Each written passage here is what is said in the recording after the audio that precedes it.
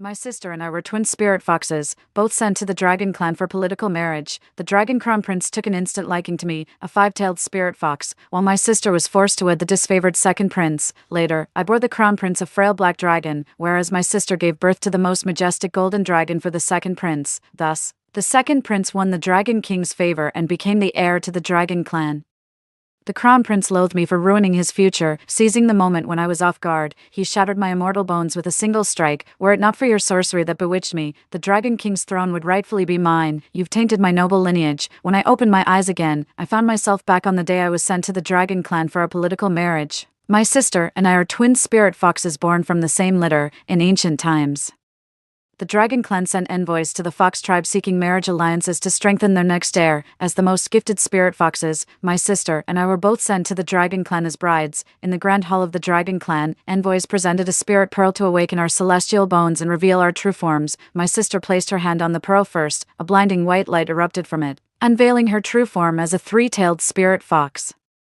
The dragonkin marveled at this spectacle, for even three-tailed spirit foxes had become rare treasures since the nine-tailed ones vanished from the mortal realm. Prince Knight, the dragon king's favored heir, immediately sought to take my elder sister as his principal consort. Upon witnessing this, but when my hand touched the spirit stone, iridescent light flooded the dragon palace as 5 magnificent tails unfurled behind me, leaving the entire court astir.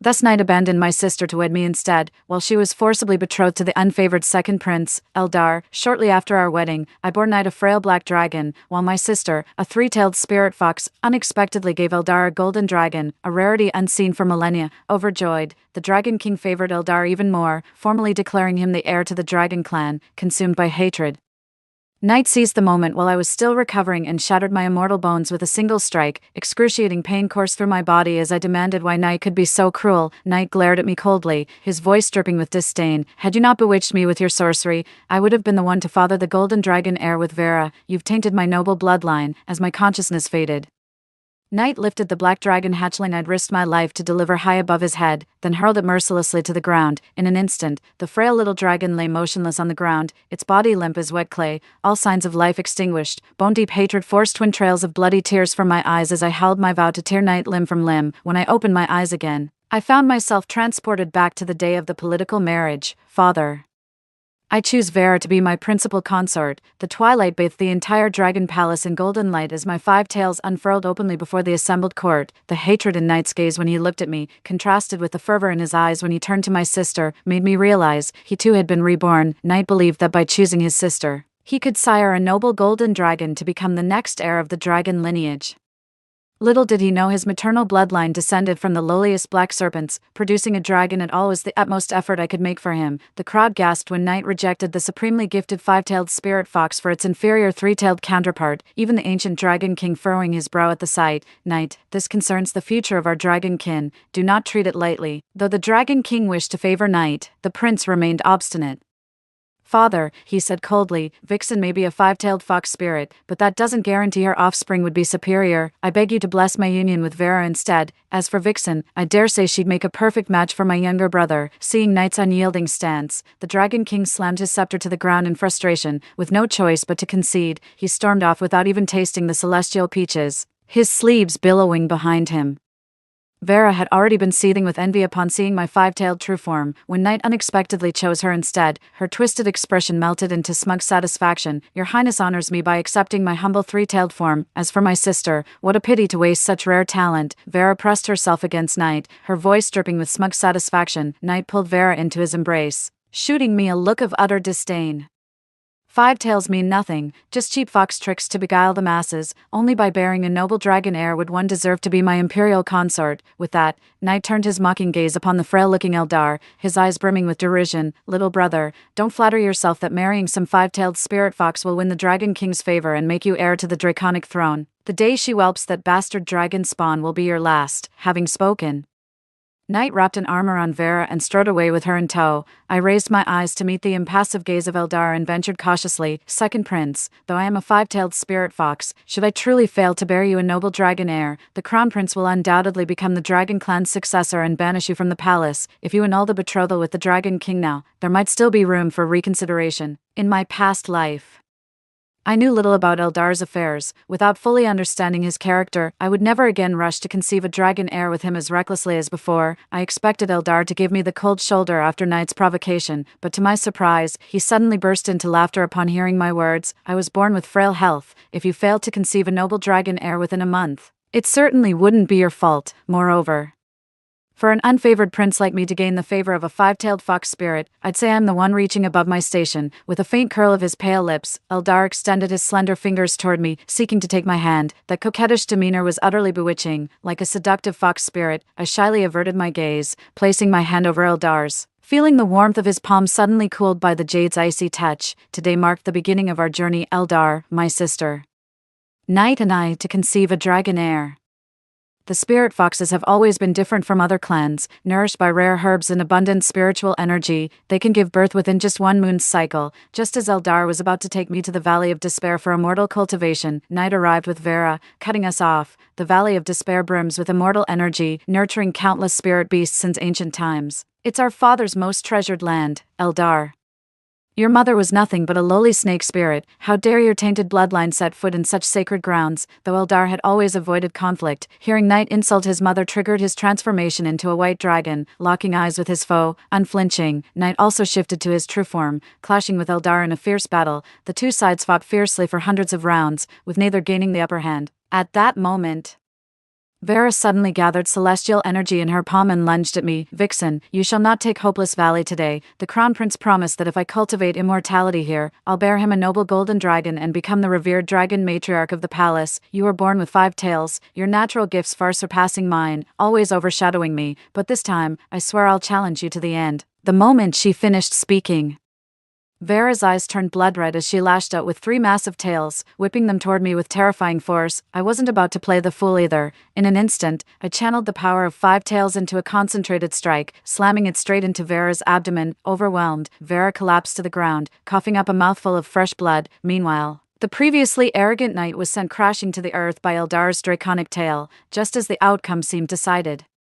The Dragon King suddenly appeared. His scepter conjured a blinding white orb, which he hurled at Eldar's unprotected back with devastating force. The impact sent Eldar crashing to the ground, his already pale complexion now deathly white like a paper effigy, devoid of vitality. Father, seeing this, Knight crawled to the Dragon King's feet despite his wounds, pleading through tears, Father, that low-born Eldar dared strike your son and covet the Veil of Despair. I beg you to deliver justice.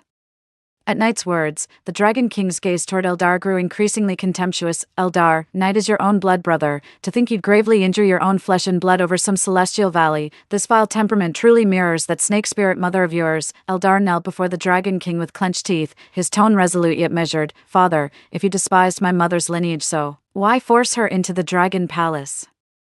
Your actions condemned her to wither away after my birth. Of all people, you least deserve to scorn her memory. No sooner had Eldar spoken than the Dragon King raised his hand, gathering a devastating palm strike to unleash upon him. With a swift flick of my foxtail, I deflected the incoming palm strike. The Dragon King, seeing me openly challenge his authority, immediately gathered his magic power and lunged at me. Though I'm a 5-tailed spirit fox with millennia of cultivation, the most formidable among my generation in the Fox clan, the Dragon King, after all, has ruled the Undersea Palace for thousands of years. His magical prowess far surpasses mine. With but a fraction of his power, he could shatter the celestial bones I've cultivated over 1,000 years, too. As the massive energy wave was about to strike me, Eldar instantly revealed his true form and swallowed the white light whole.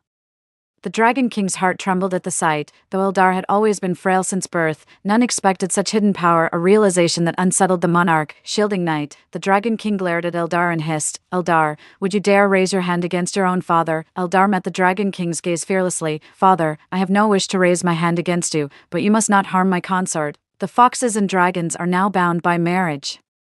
And Vixen is the Fox King's most cherished daughter. If you injure her to protect Knight, do you not fear the Fox clans declaring war upon our Dragon Kin? Eldar's words doused the fury in the Dragon King's eyes. After millennia, the Dragon clans had lost their former glory. This alliance with the Foxes was meant to breed stronger descendants and restore their splendor. Should dragons and foxes go to war because of me, all their efforts would surely come to naught. With this thought, the Dragon King finally withdrew his magic power, casting an icy gaze upon Eldar and me. Very well. Today, this sovereign shall overlook Vixen's transgression. However, since the Valley of Despair belongs to my domain, I hereby decree its bestowal upon the immortal cultivator Knight. As for you, you'd better prove your worth. Should you fail to bear a mighty dragon heir for our clan, I shall sever your sinews and banish you both from the dragon palace." With these words, the Dragon King slammed his scepter violently onto the ground, producing a dull thud before vanishing from sight. The Dragon King's intervention sent both Eldar and me flying beyond the barrier of Hopeless Valley. No sooner had the Dragon King left than Eldar collapsed in human form, his frail body swaying like a withered leaf in the wind. "Your Highness," with the second prince's spiritual energy fading so rapidly, "why don't we sever his dragon tendons now to eliminate this threat once and for all?" Vera helped Knight to his feet, her gaze toward Eldar and me dripping with venom. The two figures burst through the barrier with terrifying force, their razor-sharp claws poised to tear Eldar and me to shreds. I swiftly coiled my foxtail and struck them across their faces before they could react. Disgusting vermin, after seizing Hopeless Valley. "You still dare come for our lives? Know your place."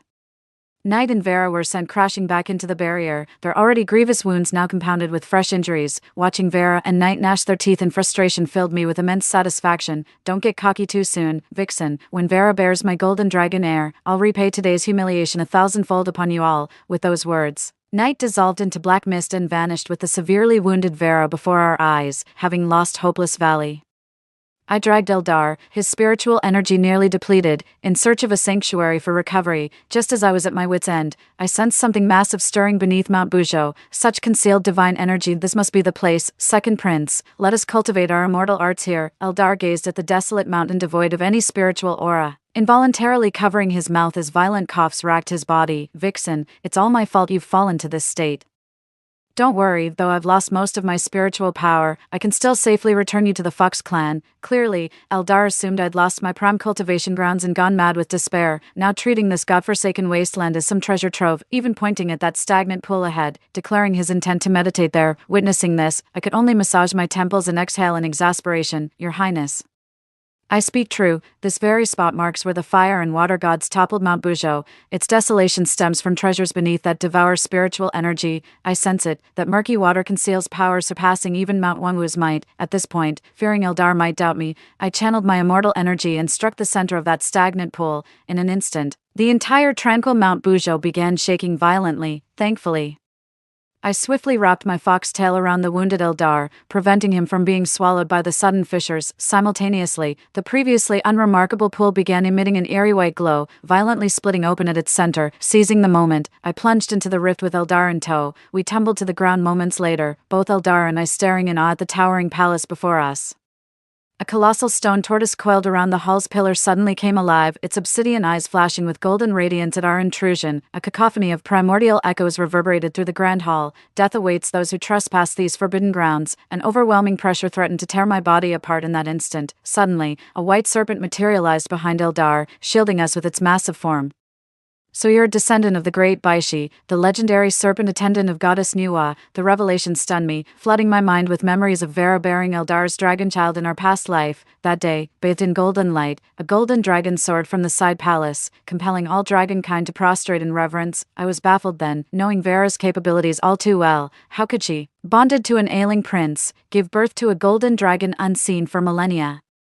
Only then did I learn Eldar carried the bloodline of ancient divine beasts, destined to sire a dragon heir of extraordinary might. As the words faded, the divine tortoise, who moments ago sought to tear Eldar and me apart, transformed into a childlike form and knelt facing Eldar's direction. Noticing the confusion in Eldar's and my eyes, the divine turtle scratched its nearly bald head and began explaining slowly. "Your mother was no serpent spirit, but Baishi, the direct disciple of goddess Nuwa and my revered master. During the great war between gods and demons millennia ago, she vanished from the three realms without a trace. Since then, I've guarded this mountain's sacred treasure in her stead. To think that after 10,000 years, my master would have descendants. Now that you're her heir, I shall entrust everything within this mountain to your care." As the stone turtle extended its hand toward Eldar, the tranquil cliffside trembled violently once more. A tremendous surge of spiritual energy began flowing ceaselessly into Eldar's body. Eldar's pallid complexion gradually regained its rosy hue, like a parched sponge greedily absorbing the immense divine energy. Only when the sacred turtle fully transformed into a stone statue and fell into slumber did Eldar finally open his phoenix-like eyes,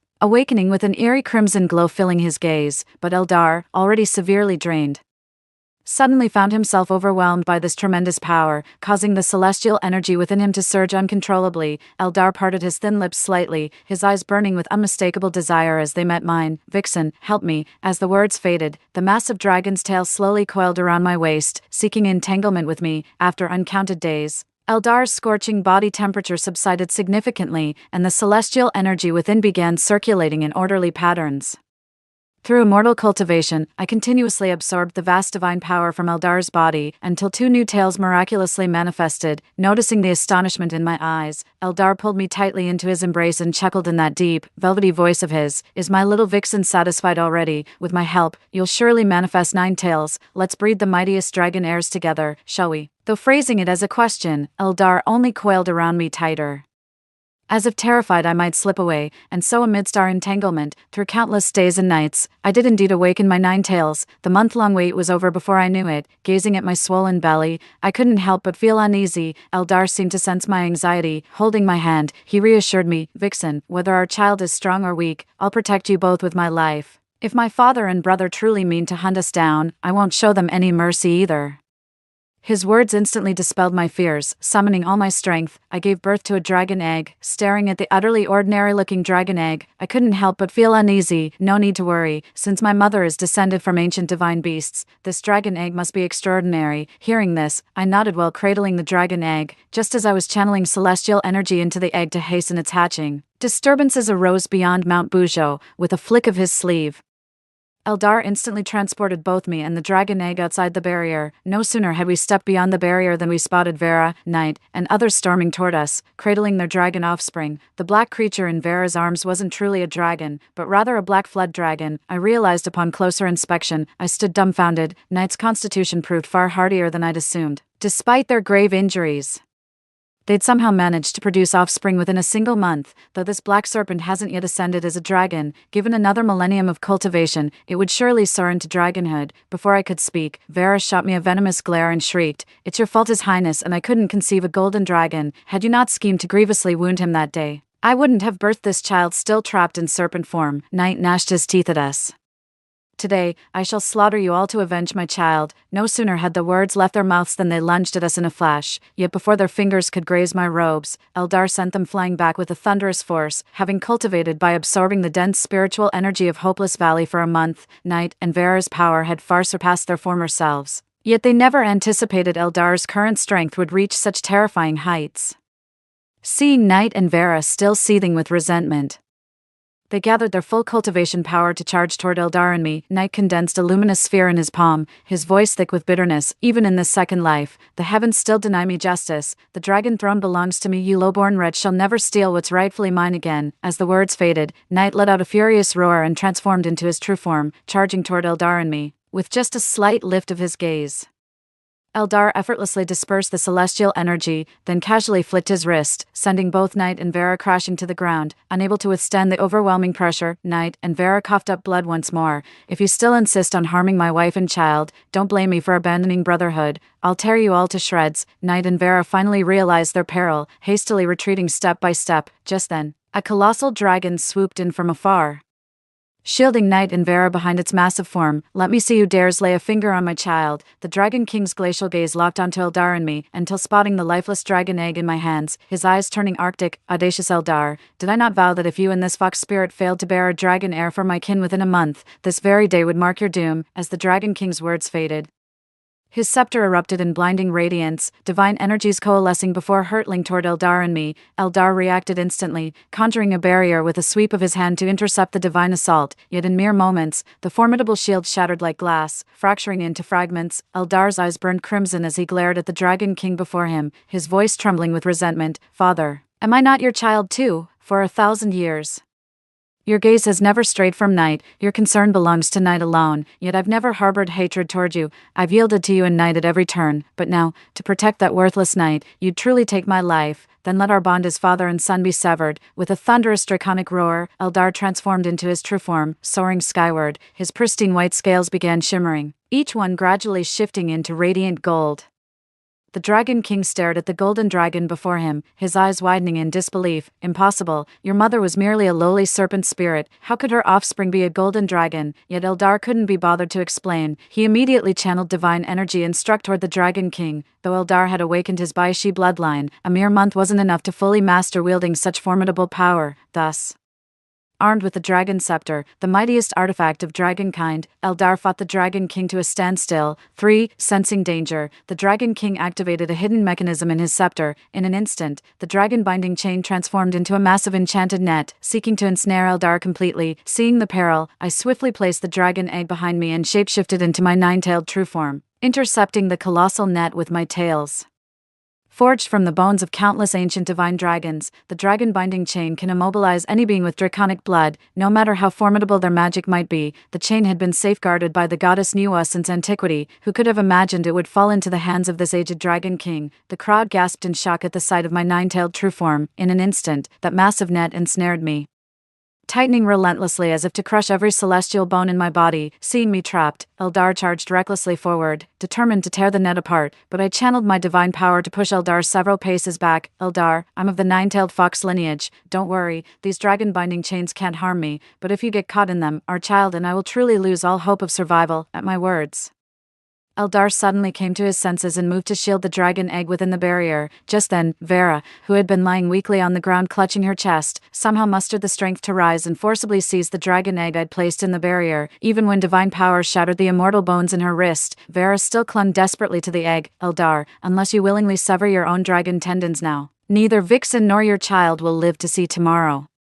Knight stared greedily at Eldar hovering midair, his eyes brimming with smug satisfaction. Eldar, hand over your dragon bones and sinews willingly, and I might just beg my royal father to spare your miserable life, if I'm feeling generous. As for Vixen, who'd have thought she's a nine-tailed celestial fox? Pity she's so stubborn, might as well extract her divine marrow and transfer all her cultivation to Vera. Hearing this, Vera shot me an increasingly triumphant look. My dear sister, what does it matter if you're a nine-tailed fox spirit? The positions of Fox Clan Matriarch and Dragon Mother belong to me alone. Meanwhile, the Dragon King advanced step by step toward Eldar with chilling determination. Eldar, if you and this fox wench know what's good for you, hand over the divine bones. Your inferior bloodline makes you utterly unworthy of such power. Seeing neither Eldar nor I showed any sign of yielding, Vera's hand clutching the dragon egg instantly transformed into razor-sharp claws. Since you're so ungrateful, I'll feed this wretched spawn to my offspring. With divine energy coalescing in her grasp, Vera prepared to crush the dragon egg in her hand. Suddenly, the previously dormant egg erupted in scorching flames,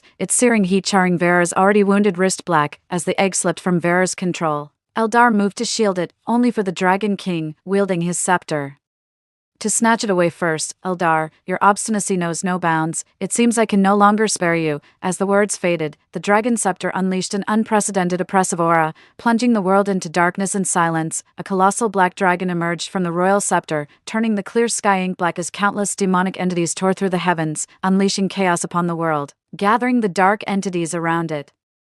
The black dragon spread its claws and soared toward Eldar. Father, you've betrayed the Dragon King and fallen into demonic ways. The dark aura rising between the Dragon King's brows startled both Eldar and me. Instead of showing remorse at Eldar's accusation, the Dragon King burst into maniacal laughter. So what? I shall rule this world. I orchestrated the Fox-Dragon Alliance to breed the mightiest dragon heir. Consuming his celestial marrow will elevate me to godhood.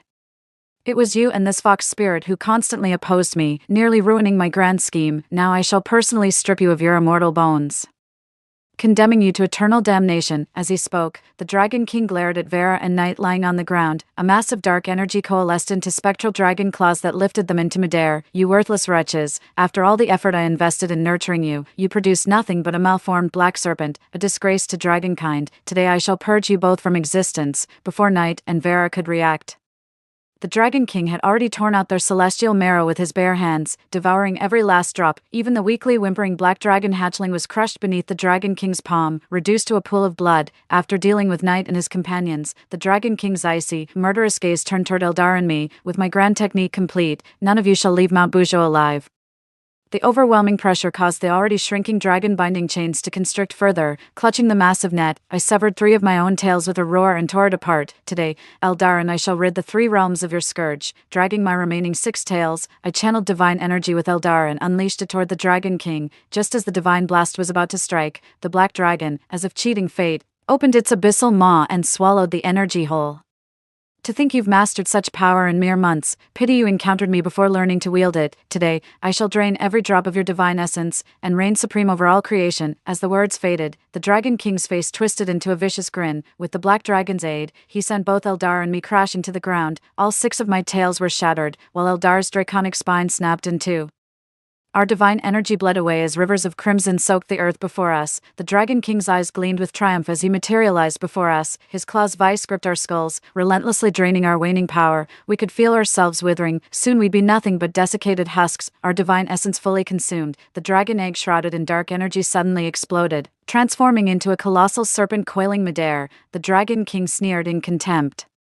The spawn of serpent demons will forever bear inferior blood. How laughable that this newborn dares challenge me. But his laughter died abruptly, for what he mistook as a mere white serpent was none other than Baishi's true form. In an instant, the stagnant sky shattered under divine power, and the Dragon King's ultimate weapon, the scepter of draconic authority, crumbled to dust. You insignificant insects dare to bring calamity upon this world. Baishi concentrated divine energy, forming a massive luminous sphere that instantly shattered the Dragon King's body. As the Dragon King fell, countless ancestral dragon spirits burst forth from his remains. Finally liberated, Baishi then channeled divine energy into Eldar and me, pulling us back from death's doorstep. My sweet Astra, come to Mama. The half-grown youth flashed a hint of awkwardness in his eyes, yet obediently approached Eldar and me. With Astra holding the fort, Eldar smoothly ascended the dragon throne, while my manifestation of 9 tails secured my position as the Fox clan's new matriarch. A millennium later, Eldar and I slipped away from the Dragon Palace, glancing back at Astra's figure commanding the court officials. This old mother couldn't help but shed tears. Come on, it's just a 2-century getaway for some alone time, not like we're parting forever, no need for tears.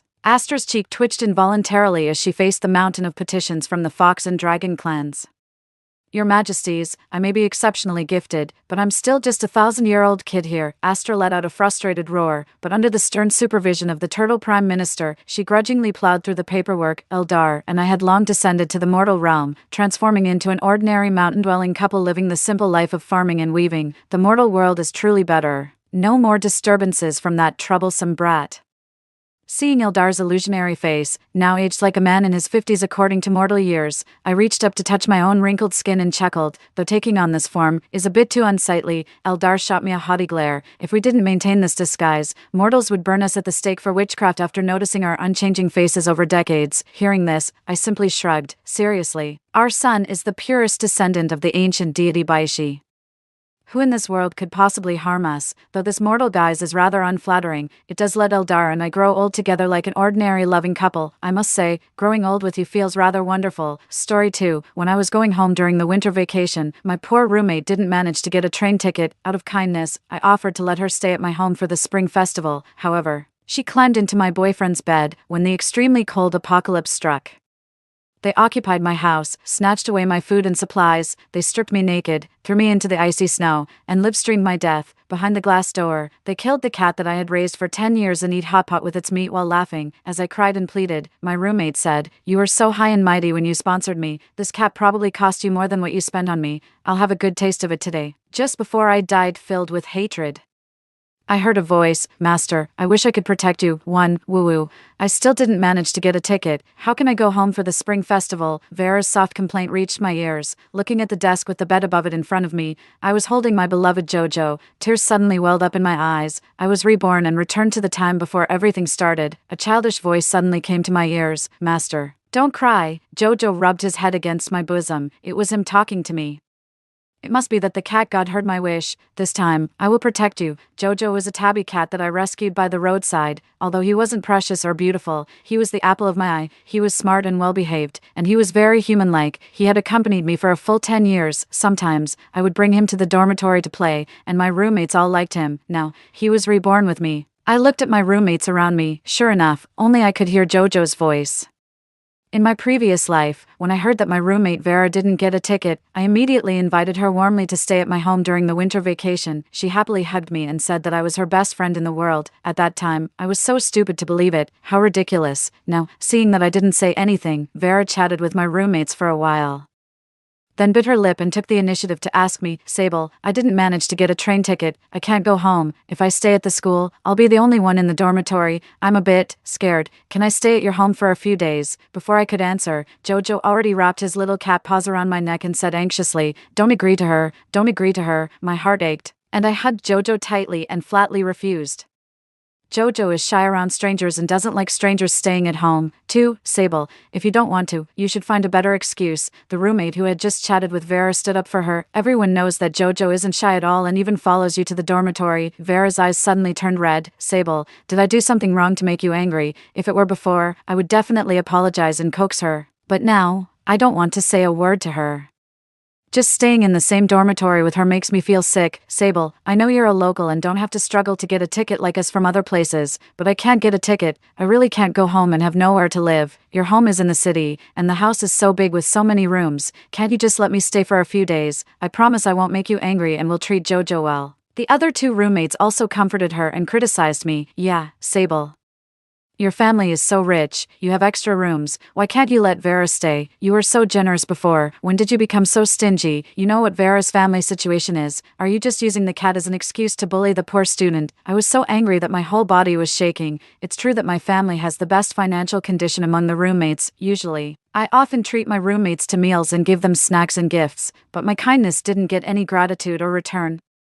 Instead, I only got more and more excessive demands and scolding. Why, just because my family is well off, am I supposed to be their bloodsucker? If I don't give, am I being stingy and putting on airs as a rich girl, looking down on ordinary people? Why, moreover, Vera is indeed a poor student, but I'm her sponsor. She's a student from the mountain area. When my parents and I passed by there, I felt sorry for this girl of my age who didn't have money to buy exercise books. After discussing with my parents, I sponsored her. I regarded her as my close friend and selflessly gave her all kinds of help. She almost enjoyed the same material conditions as me. She wore trendy brand clothes that she asked from me, used my famous brand skincare products, and had the latest iPhone. Whereas the look of a poor student, at this moment, I regretted it so much. I actually raised this ungrateful wretch for so long and even got Jojo involved and lost our lives. Amid the blame from several roommates, Jojo in my arms suddenly jumped onto the table, fluffed up his fur in the direction of Vera, showed his fangs, and hissed loudly. Meow, hiss. They were immediately stunned. Vera awkwardly reached out to touch Jojo. What's wrong with Jojo? Jojo swiped at her with his paw. The bad woman who bullied Mom and killed me. Go away. 3. Vera let out a scream. Several scratches appeared on her hand, and it was bleeding. The 2 roommates also exclaimed and showed their concern for her. They treated her wound and comforted her. They couldn't see that Vera stared at Jojo with hatred in her eyes. I remembered that in my previous life, at first, she pretended to be friendly and tried to please Jojo, but Jojo never liked her. Later, when the extremely cold apocalypse came and she occupied my home, she completely tore off her disguise and took out all her emotions on Jojo. She would beat and scold Jojo whenever she had the chance. In the end, she even killed Jojo, skinned him, and used his meat to eat hot pot. I hugged Jojo tightly. It's not an excuse, Jojo just doesn't like her. The 2 roommates were about to say something, but Vera said pitifully, it's okay if Sable doesn't want to. Don't affect the harmony of the dormitory because of me. Vera took out her phone and said coquettishly with a round look, then I'll have to stay at my boyfriend's place. I didn't want to do this so soon, it's so annoying. As she spoke, she sent a voice message to her boyfriend. Brother, I didn't manage to get a ticket to go home. Can I stay at your place during the winter vacation? I'm telling you in advance, you can't do anything bad. The 2 roommates made a commotion, and they looked envious. You guys are so annoying. Everyone in the dormitory knew that Vera had a mysterious rich and handsome boyfriend, although no one had seen him. The latest iPhone and many brand name clothes and bags in her hands were all given by this boyfriend. In my previous life, I also envied the deep relationship between Vera and her boyfriend. My childhood sweetheart boyfriend Kai would exchange gifts with me, but he rarely cared about me. It wasn't until they lived in my home and got together that I found out about their relationship. It turned out that the mysterious rich and handsome boyfriend that Vera mentioned was actually my childhood sweetheart boyfriend. When I saw that unbearable scene, I questioned them with sadness and anger, but Vera snuggled in Kai's arms and laughed triumphantly. Sable, a few days ago, I made a bet with Kai. I wondered when you, the fool, would find out. We flirted in front of you for so long, and you didn't even know. You're so stupid. It's so laughable. It's not exciting at all. Now. Vera's voice was coquettish. While crying and talking on the phone with Kai, she looked at me with provocation and mockery. I was ignorant before. No, I completely understand what it means. I didn't want to listen anymore and packed my things. I left the dormitory while holding Jojo. In the corridor, I vaguely heard the sneers of my roommates. It's just an ugly local cat. Does she really think it's precious and treat it like a treasure? What's there to show off? What do you mean Jojo doesn't like her? She's just heartless. She has such a big house but refuses to help her roommate. She pretended to have a good relationship with you before. How hypocritical, Vera pitifully explained. Don't say that about Sable. Maybe I did something to make her unhappy. You did nothing wrong. She's just delicate. She looks down on us just because she has some money. She's so arrogant. As soon as I went out, they deliberately said those words for me to hear.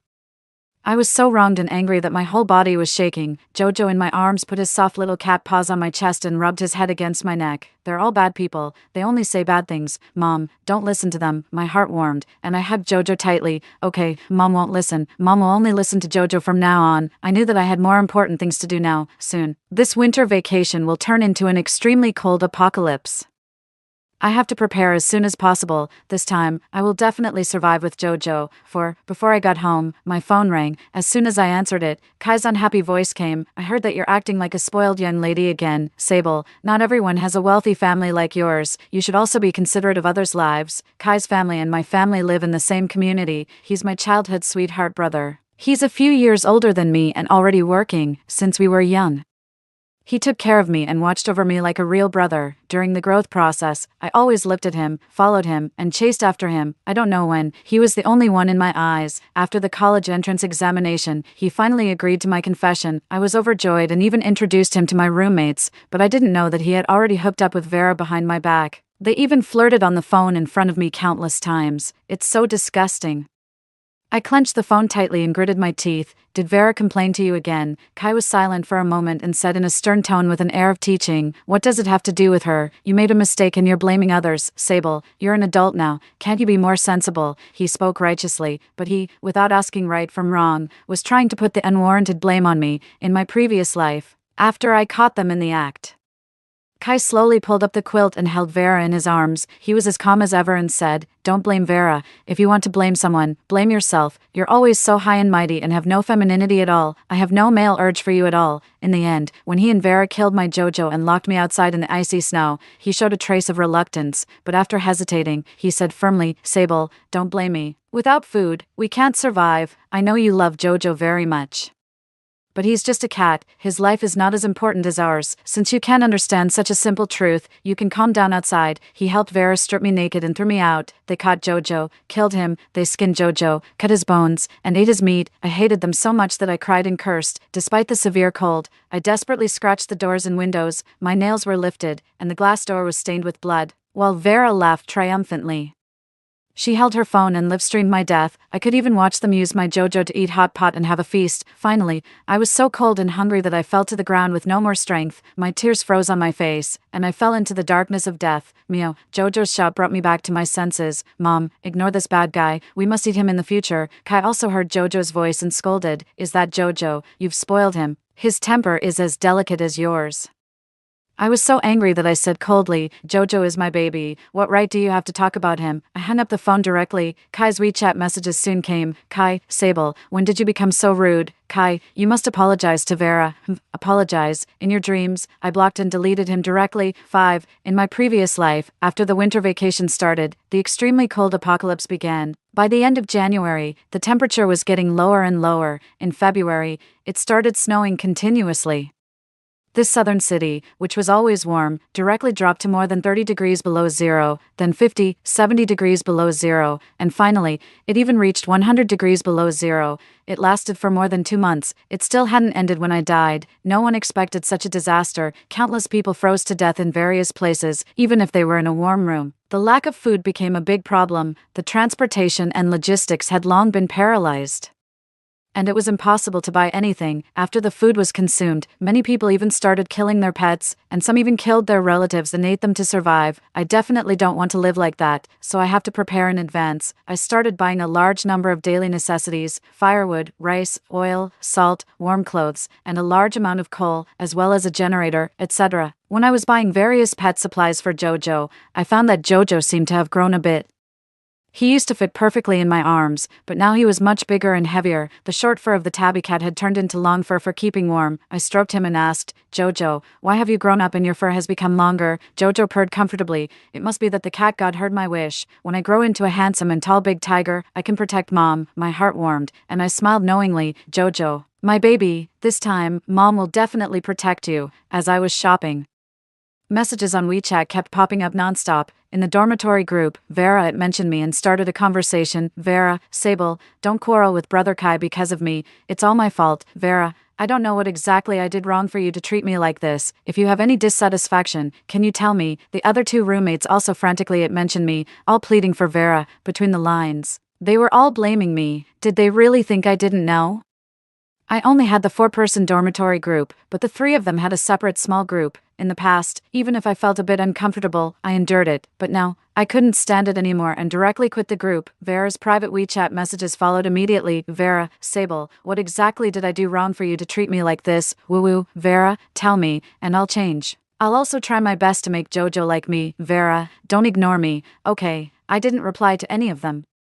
I could imagine that she would definitely send this humble private conversation to their 3-person small group, making the other 2 roommates accuse me, but after the initial sadness, I didn't care anymore. Not wanting to be pestered by her, I clicked into her moments and started taking screenshots of the designer bags, perfumes, and new electronic products she posted. Then I sent all the screenshots in a bundle to the counselor and several teaching affairs teachers. Sable, teacher. I want to report something. Vera from class 2, grade 3 is not actually a poor student, but she occupied the quota for poor students and fraudulently claimed the subsidies intended for them. Sable, files, Sable, these are her personal items posted on Moments. Besides, she uses all luxury goods and famous brands. I hope the teachers and leaders can verify this and correct the unhealthy atmosphere in the school. 7. I not only sent private messages to the counselor and teaching affairs teachers but also posted the information on the campus network. The luxury goods and famous brands that Vera showed off in her moments were far beyond what an ordinary college student could afford, yet she was indeed a poor student receiving subsidies. The students were immediately filled with indignation. This La Mer, this Chanel, this Burberry, I must be in the wrong place. Turns out I'm the real poor student. Is the threshold for being a poor student this high now? I wonder whose child of a leader was parachuted in. Isn't this the girl from our class? She always shows off her rich and handsome boyfriend, but in 2 years, no one has even seen him. She's so fake. Yuck. What are you talking nonsense about? Her quota as a poor student is real. These things were all given by her boyfriend. Don't talk nonsense if you don't know the truth. Oh, her mysterious boyfriend gave her so many things. Who knows if they're gifts or hush money for being his mistress? Don't you think it's too much to talk about a girl like this? Then show us the evidence. If she's really a poor student, where did these things come from, since her boyfriend gave them to her? Let her boyfriend come forward and show himself. Despite the protection of the 2 roommates, Vera deleted all the posts on her Moments. She also changed her profile picture to pure white and her signature to "The innocent will be proven innocent." I muted all social media apps and focused on stockpiling supplies. With this kind of incident happening, the counselor and teaching affairs teachers would definitely check Vera's situation carefully. She would have to get all kinds of certificates and plead everywhere. Surely she wouldn't have time to bother me. Jojo didn't understand what was going on and pawed at my phone. Mom, I'm hungry. I want those dried fish snacks from last time, and catnip too. Jojo had grown as big as a medium-sized dog. He slept a lot every day and ate even more. I hugged him and rubbed him hard. What else do you want? Mom will buy everything for Jojo. I bought a longevity lock for Jojo and put it around his neck. I hope he can always be with me in this life, safe and sound. With a long and healthy life. 8. To withstand the extreme cold, stockpiling supplies alone was far from enough. In less than half a month, the temperature would start to drop rapidly. I began to draw up a renovation plan for the house. I would add heat insulation materials indoors and outdoors, replace the doors and windows with more airtight and warm ones, reinstall thicker curtains, and get various blankets. I would install solar power generation on the roof and place multiple generators indoors. At the same time, considering safety issues, I also needed to strengthen the security of the entire house. I finalized the plan with the renovation team, and the work would start tomorrow. When I got home, I shouted happily, "Jojo, Mom just finished a really important thing. This time, I definitely won't let you." But there came Jojo's hissing sound of confrontation from inside the house, without even changing my shoes. I rushed in anxiously. "Jojo, what's wrong?" In the living room, Jojo was standing on the sofa, all fluffed up and facing off against 2 other people. Hearing me come back, Kai turned around and frowned. "Sable, what's going on here? You've piled up so many useless things. Are you planning to open a grocery store at home?" My house was now filled with all kinds of supplies and was in a complete mess. Vera tugged at his sleeve and said timidly, "Brother Kai, Sable isn't acting normal. She might be sick. Don't scold her." How dare they break into my house like this? Who gave them permission? I felt cold all over and couldn't stop shaking. The scene of them occupying my house in my previous life seemed to overlap again. With red eyes, I asked angrily, "This is my house. Who allowed you to come in?" 9. As soon as he saw me, Jojo jumped off the sofa, stood in front of me, and growled at them, baring his teeth. He wanted to protect me. My nose twitched with emotion, and I quickly protected him too. But Kai criticized me unhappily. The cat you raised has no manners at all. As soon as we came in, it started growling and wouldn't let us sit on the sofa. Vera added fuel to the fire beside him. Brother Kai, don't you think this cat has grown a lot? Kai didn't see Jojo often, only then did he notice. Why has it grown so big? Vera covered her mouth and pretended to be frightened. Sable has raised this cat for 10 years. It's impossible for it to grow bigger. Could it have become some kind of monster? In my hometown, they say that if an animal raised for a long time gains spirituality and becomes a monster, it will harm and eat people. It has to be dealt with as soon as possible. Could Sable's cat also? They actually wanted to hurt Jojo. My eyes turned red with anger, and I picked up the vase on the table and threw it at Vera. Vera let out a scream and was pulled into Kai's arms. Sable, are you really crazy? Kai shouted angrily. You've made a mess of the house, bought so many useless things, and you still treat this abnormal cat like a treasure. What on earth are you doing? My chest heaved violently. What am I doing? What I do in my own house is my own business. What right do you have to break into my house without permission? Choked by my words, Kai awkwardly tried to justify himself. Our parents exchanged spare keys before and asked me to take care of you. You haven't contacted anyone recently and even blocked me. Your boyfriend, can you stop being so willful? That's why Kai and I lived in the same neighborhood. We had been childhood sweethearts, and our families had business dealings. Our parents often went on business trips. When the adults were away, we would take care of each other's children. But now, we were all adults and no longer needed such care. It's true that I ignored things at school and Kai, but I had always kept in touch with my parents. They clearly broke into a private house but still talked so righteously about doing it for my own good. They were simply shameless. Did my parents ask you to come see me? You still remember you're my boyfriend, but who are you hugging now? 10. Kai was stunned by these words and reluctantly let go of Vera, but Vera started crying, looking pitiful. Don't quarrel, it's all my fault. I asked Brother Kai to bring me here to apologize to Sable, but I didn't expect Sable to be so unwelcoming.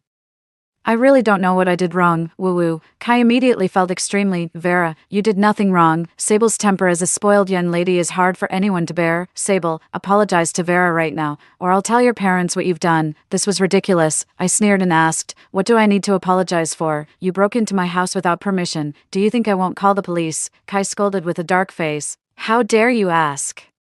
You reported Vera for occupying the poor student quota at school and spread rumors about her having an improper relationship with others. Do you know how much harm this does to a girl? You're a girl yourself. How could you do such a vicious thing? Vera grabbed Kai's arm, forced a pitiful smile through her tears, and said softly with a sob, Brother Kai, stop talking. Sable is your girlfriend. Don't ruin your relationship because of me. Sable must have some misunderstanding. Even if I lose the poor student subsidy, I'll find a way on my own. What they said, it doesn't matter. She was like a stubborn little white flower that had been battered by wind and rain but still remained pure. Kai was indeed extremely heartache. He immediately wanted to scold me again. I spoke first.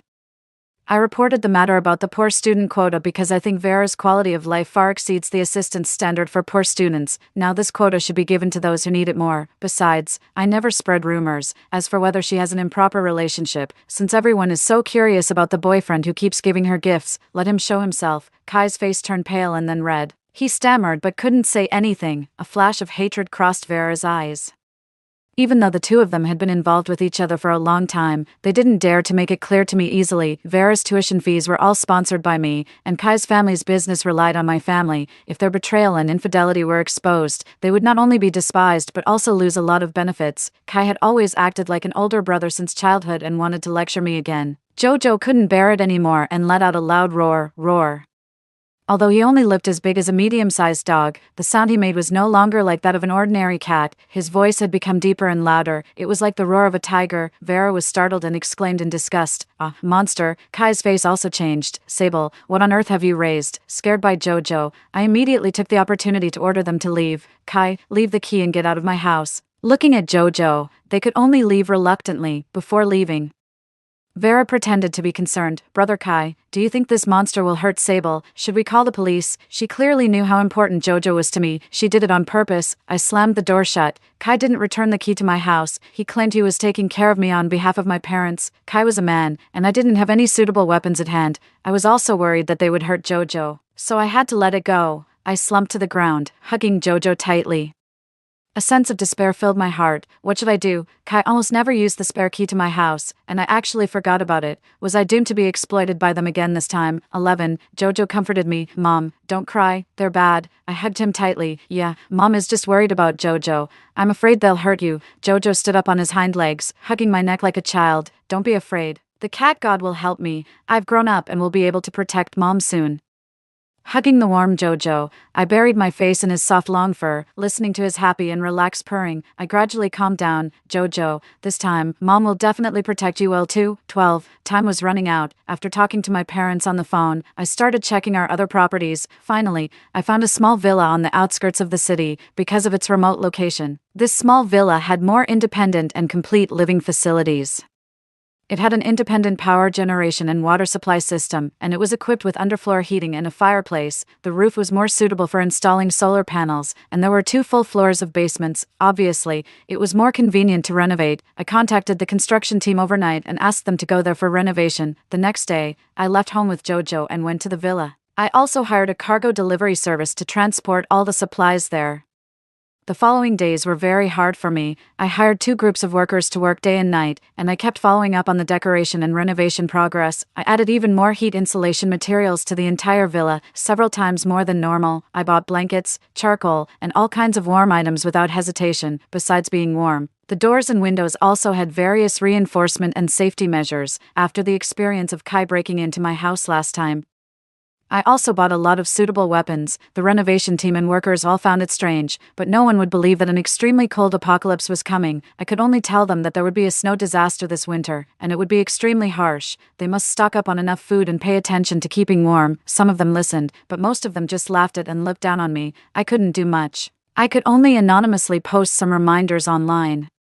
But almost all the comments below mocked me for having apocalyptic delusions. I could only put down my phone in frustration. After all, even my parents didn't believe what I said. How could strangers easily trust me? Fortunately, they had promised to come back a few days before and spend the spring festival with me. In my previous life, I was too busy struggling to survive to contact my parents. This time, our whole family would definitely survive. More than 10 days later, the renovation of the villa was finally completed. My parents also flew back. As soon as they entered the villa, they were shocked. Fortunately, although they didn't believe in the extremely cold apocalypse I described, they were willing to accompany their daughter in this crazy endeavor. 3 days after the villa's renovation was finished, the temperature began to drop. At first, it only dropped to 10 degrees below zero. Although this was very unusual for this southern city, it wasn't overly strange. After that, the temperature started to plummet rapidly. All the media, platforms, and the internet were discussing the abnormal weather this year. Only then did my parents completely believe what I had said. When the temperature dropped to 30 degrees below zero, in the city without collective heating installations, there were already cases of illness, injuries, and deaths. The government issued warnings, dispatched rescue teams, distributed survival supplies, and urgently built bases to shelter affected citizens. However, human strength is vary in the face of extreme natural environments. The continuous heavy snowfall lasted for several days, and everything in the city was frozen. Even though the water and electricity supply remained normal, many people still froze or starved to death. I had stockpiled a large amount of food and warm clothing, which was enough for our whole family, including Jojo, to live comfortably. My parents had also suggested donating some supplies, but having experienced the extremely cold apocalypse once before, I knew how terrifying human nature could be and quickly stopped them. In my previous life, my kind act of sharing not only brought no rewards but instead led to my death at the hands of Vera and Kai.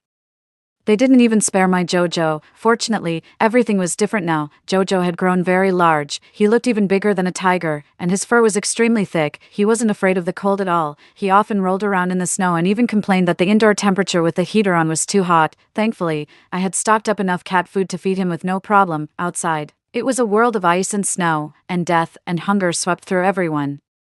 But our family huddled in this warm villa, enjoying steaming hot delicacies. Just when I thought everything was going smoothly, the surveillance video on my phone issued an alarm. My heart tightened. When I opened it, I saw that someone had entered the house where I used to live. Before I left, I had installed surveillance cameras there. Now, the people captured in the surveillance footage were Kai and Vera, whom I hadn't seen for a long time. 14. They were all wrapped up warmly.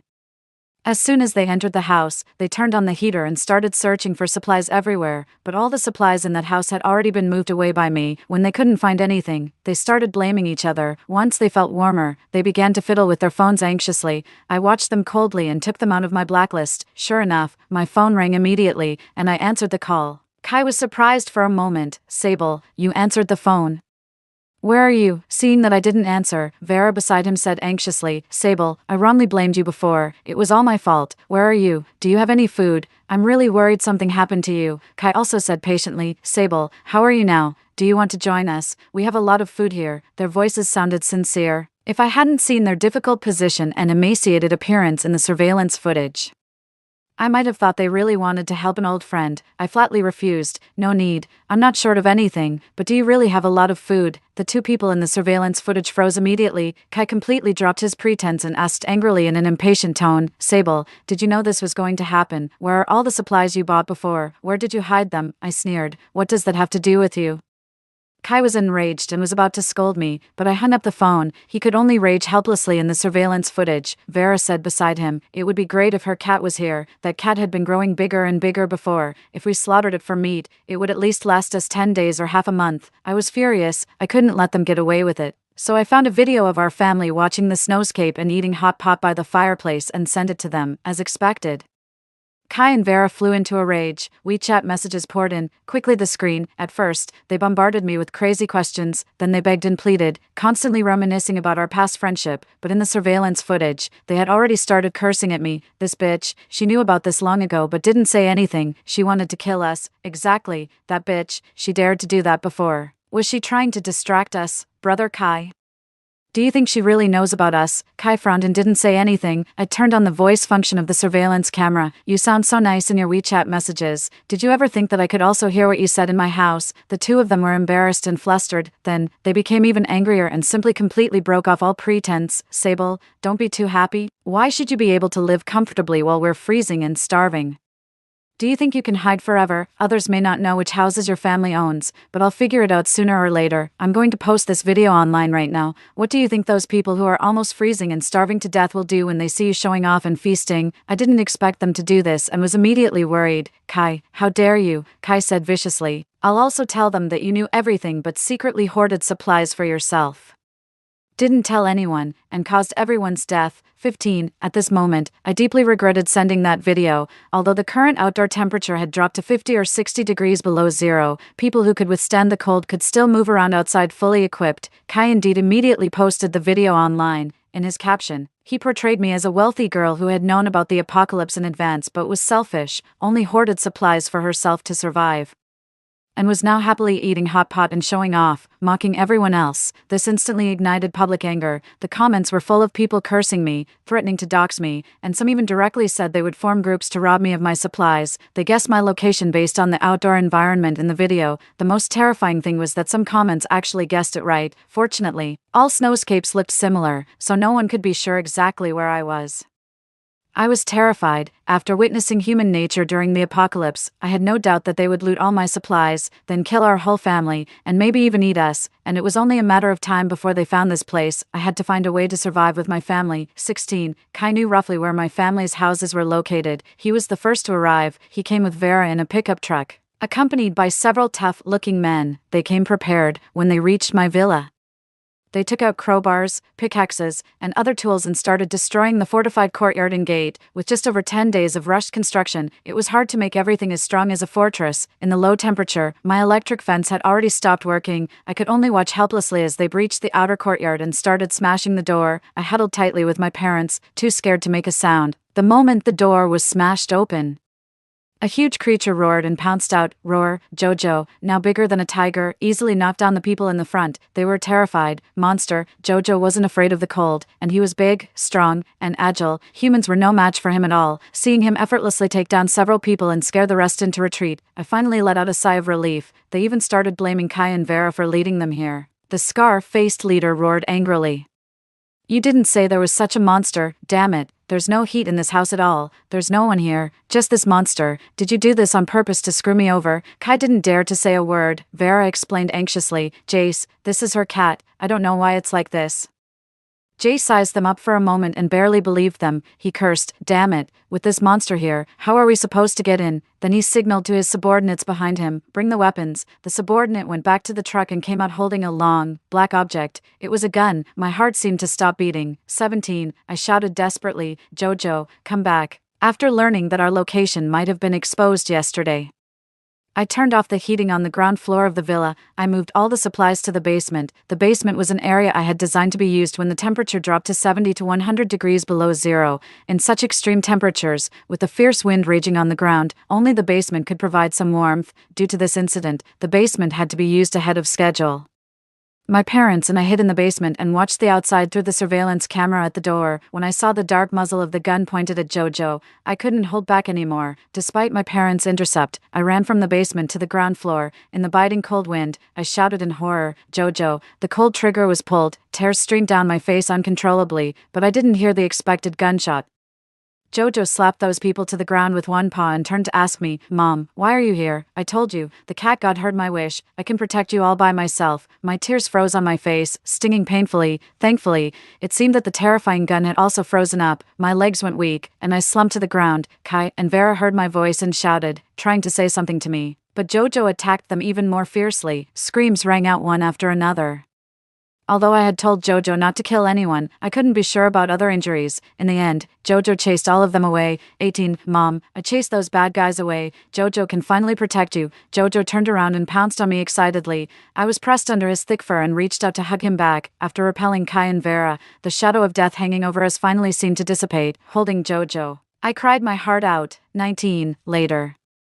The temperature kept dropping until it reached 100 degrees below zero. Not only were all means of transportation completely frozen, but the signals also cut off. No one could reach this place in such weather anymore. Our family lived in the warm basement. Jojo was the tabby cat I rescued by the roadside. Kai and Vera went to my house again later. They were probably punished by Jace. They walked limpingly, were covered in dirt, and had injuries on their faces. They kept pleading with me through the surveillance camera, asking me to take them in for the sake of our past relationship. I ignored them. I watched as they went from begging to blaming and scolding each other in an attempt to curry favor with me. Finally, due to the lack of food, they started killing each other. In the end, they didn't have the strength left and froze to death together, looking at their stiff and ugly corpses. I turned off the surveillance camera. 20, half a year later. The temperature began to rise. It finally returned above zero. The ice and snow melted. The extremely cold apocalypse finally ended. This time, I survived. Together with everything in this world, I welcomed a new beginning. Story 2. I'm Cynthia. Due to the pandemic, my company dissolved and I was left with a severance pay of $50,000 to just idle at home. It's been 8 months since I lost my job. I've been married for 6 years, have a rambunctious 4-year-old named Tommy. And my husband Benson and I, who were middle school classmates, moved back to our small, 18th-tier hometown after having our child. Being unemployed for a while, I felt quite unstable lately, constantly oscillating between self-motivation and self-doubt. Recently, I've become engrossed in mindless zombie apocalypse stories. After dropping Tommy off at school, I return home to continue my laid-back lifestyle, lounging on the sofa and devouring more apocalypse narratives. Remembering that breakfast was still warming on the stove, I fetched it and made myself a comfortable cup of coffee to enjoy as I relaxed. I heard the ping of a message on my phone but didn't pay much attention. Holding my breakfast, I returned to the sofa and saw a message from an unknown number. 10 days until the zombie siege. I casually tossed the phone aside, munching on my breakfast, thinking about how unsafe the internet has become after following zombie stories for a while. Someone had leaked my personal information. My idle day ended when I went to pick up Tommy from school, and then the busier part of my day began. My husband Benson works in e-commerce operations. He's usually very busy, but his income is quite substantial for our small town. Last night, October 20th, marked the first day of the Singles' Day shopping festival, and Benson didn't get home until after 3 a.m. This morning, he slept in while I, after dropping Tommy off at school, felt uneasy. As if something was about to happen. Sometimes, you just have to admire a woman's intuition. When I got home, my phone pinged again with a message from the same unknown number as yesterday. 9 days until the zombie siege. Receiving messages 2 days in a row was annoying. I tried to call back, wanting to ask if they had nothing better to do, but the number was unreachable, reported as invalid. After trying 3 more times with the same result, I felt bewildered, quickly grabbing my tablet. I searched for any official announcements or trending news on major platforms, but after 2 hours, I still hadn't found anything useful. This didn't calm my nerves, it only heightened my anxiety. Checking the funds on my phone, we had nearly $2, 1 million, savings from 8 years of work between Benson and me, intended for buying a house in the city to provide Tommy with better educational resources. As I pondered this, Benson woke up and asked me what I was daydreaming about. I handed him my phone to show him the messages I had received over the past 2 days, mentioning that while the sender could send messages, the number was unreachable when I tried to call back. Benson also tried calling a few times, only to receive the same invalid number message. 2. Stocking up on supplies. Both of us sat in silence before Benson spoke. Let's go rent a house in the new city we were planning to buy. But under these circumstances, renting is cheaper. We'll use the remaining money to stock up on supplies. Currently, we live in a self-built house by my parents at the urban-rural fringe, densely packed and poorly planned. If a zombie outbreak really happens, it would quickly fall. No sooner said than done. While Tommy was still in school, we drove to the newly planned city district, where many new apartment complexes are located, due to ongoing construction of surrounding facilities. Occupancy rates were low, with most waiting for the completion of these amenities. We headed straight to a real estate agent and specified our needs. Hello, we want to rent a place. It needs to be on the top floor, over 180 square meters, preferably with 1 apartment per elevator or 2 at most, with good security including card access for the elevator. If it suits our needs, we can make a decision today. Upon hearing that the deal could be sealed today, the broker immediately prepared the documents and keys, mentioning, "This requirement isn't tough. This area is a new town, mostly purchased by investment buyers for rental purposes." During the property tour, the sales agent briefly shared details about the apartment. This property is developed by a state-owned enterprise. The occupancy rate in the complex is currently only 23%. It's on the top floor, the 21st floor, with 2 apartments per floor. The built-up area is 253.65 square meters, decorated in a minimalist Nordic style, fully furnished and equipped with appliances. Ready for immediate move-in, the apartment perfectly met our needs. Without bargaining, we paid a deposit for 2 months and a month's rent up front, totaling 15,000 yuan. Although it's in the urban area, it's in a 4th-tier city, so the rent isn't too high. After the broker left, I silently noted the details of the apartment. 1. The front door is a double security-grade door with a steel plate, fairly secure, requiring no replacement but needing an addition of a smart peephole and surveillance system. 2. All the windows currently have standard insulated glass, which needs to be replaced with bulletproof glass. The total thickness of the new installation, including an invisible steel wire anti-theft net, needs to be over 35 millimeters. 3. The existing curtains need to be replaced with thicker blackout curtains, and an extra set should be ordered as their light blocking ability might deteriorate over time. 4. The whole house has a water purification system, but spare filters and purifying agents still need to be purchased. 5. The storage space in the house is insufficient. Additional storage racks need to be ordered. 6. The apartment lacks solar panels, necessitating the purchase of solar energy equipment and storage batteries. After analyzing the property, we left and changed the entry code. On the way to pick up Tommy from school, we grabbed some snacks as we hadn't eaten all day.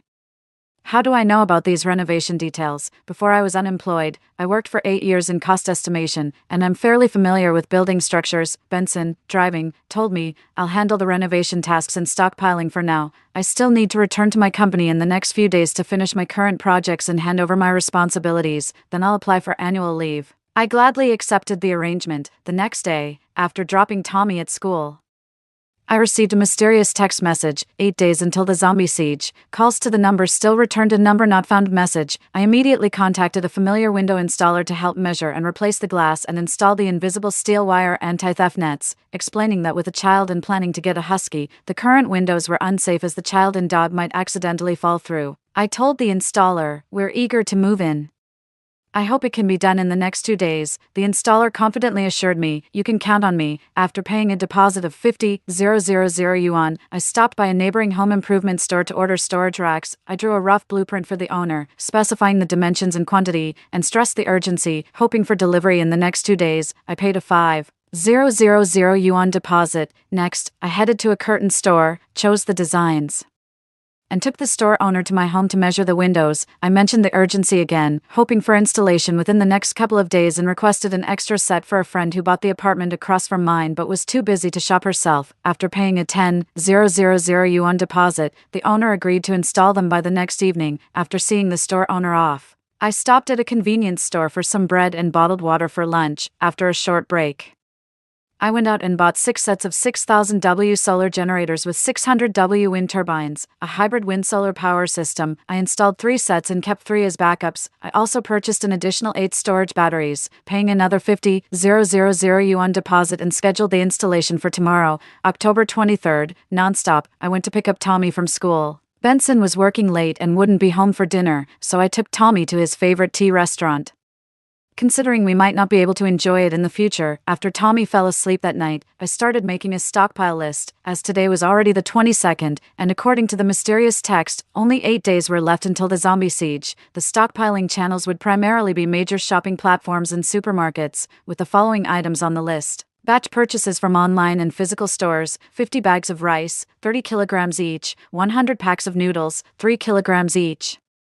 30 bags of flour, 10 kilograms each, 5 boxes of salt, 20 drums of oil, various seasonings, 2 boxes each, 25 boxes of self-heating hot pots, 25 boxes of self-heating rice meals, and 50 boxes of various instant foods like instant noodles, hot and sour noodles, and snail noodles, including sausages. Additionally, 10 boxes each of military canned goods and compressed biscuits, and 10 bags each of green and yellow beans for making bean sprouts and other bean products. Online purchases include 10 tubes of face wash, 10 sets of skincare products, 30 boxes of face masks, 30 boxes of tissues, 30 packs per box, 30 boxes of toilet paper, 30 rolls per box, 30 boxes of sanitary pads of various sizes, 10 bottles of shower gel, 10 bottles of shampoo, 10 bottles of laundry detergent, and 20 sets of toothpaste and toothbrushes, 15 adult sets. Here is the translation of the text you provided. For children, we have 5 sets of drool-worthy items, 20 boxes of bottled water with 10 bottles per box, 300 rolls of face towels, and 500 disposable compressed towels. We've also stocked up on 100 packs of various types of garbage bags with 4 rolls per pack, 10 boxes of family planning supplies, 30 bags of hand warmers, 5x 420L water storage barrels, and 5x 200L water storage barrels. Online purchases include 5 drones, 3 telescopes, 2 high-power telescopes, 10 Bluetooth speakers, 10 flashlights, 7 electric heaters, 7 fans, 5 air purifiers, 10 hot water bags, 50 power banks, 2 radios, 10 high-definition surveillance cameras, 5 electric water heaters, 10 sets of beddings, 6 sets of quilts, 10 USB drives, and 2 computers. Already had 2 tablets, already had 2, purchased from physical stores, 30 packs of cigarettes, 30 lighters, and we will be living with my in-laws and brother-in-law, 20 boxes of candles, 15 boxes of matches, 10 boxes of smokeless charcoal, and 10 boxes of various types of batteries, 2 refrigerators. We already had 1. Purchases from the pharmacy include 15 boxes each of antibiotics and medicines for colds and fevers, for both adults and children, 10 boxes of alcohol, 50 bottles of vitamin C effervescent tablets, 30 rolls each of medical gauze and bandages, 20 packs of medical masks, 8 for adults, 2 for children, 18 anti-poison masks, 15 for adults, 3 for children, 8 buckets of disinfectant, a box of floral water, a box of essential balm oil, and 10 packs of cotton swabs. From the wholesale market, 20 chickens, 50 bars of fresh frozen fish, 20 pounds of beef, 10 pounds of lamb, 50 pounds of pork, 10 trays of eggs, 30 eggs per tray, and 5 pounds each of tomatoes, cucumbers, sweet potatoes, carrots, and other vegetables, along with various seeds and 10 bags of planting coconut coir. From the water station, 150 buckets of 18L bottled water. From the supermarket, 20 boxes of 5L bottled mineral water, 4 bottles per box, 20 boxes of 555 milliliters bottled mineral water, 24 bottles per box, 10 cans each of children's and adult milk powder, 10 boxes of room temperature milk, and 2 boxes each of various beverages like sparkling water, cola, Sprite, and tea drinks. We also bought 3 boxes of spirits, which can be used for disinfection. After organizing everything, it turns out there's quite a bit to buy.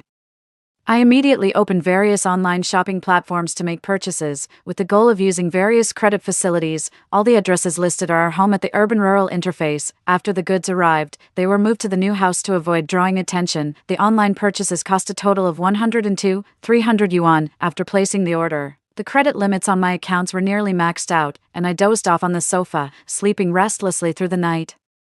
The calm before the storm, the alarm clock rang, and with a groggy head, I rushed to drop Tommy at kindergarten, starting another busy day. A text from an unknown number arrived on schedule. There are 7 days left until the zombie siege. I tried to call back, but it was still a disconnected number. While having breakfast, I pondered our next steps to ensure maximum safety for my family. The sky was clear with floating white clouds. My train of thought was interrupted by the ringtone of my phone.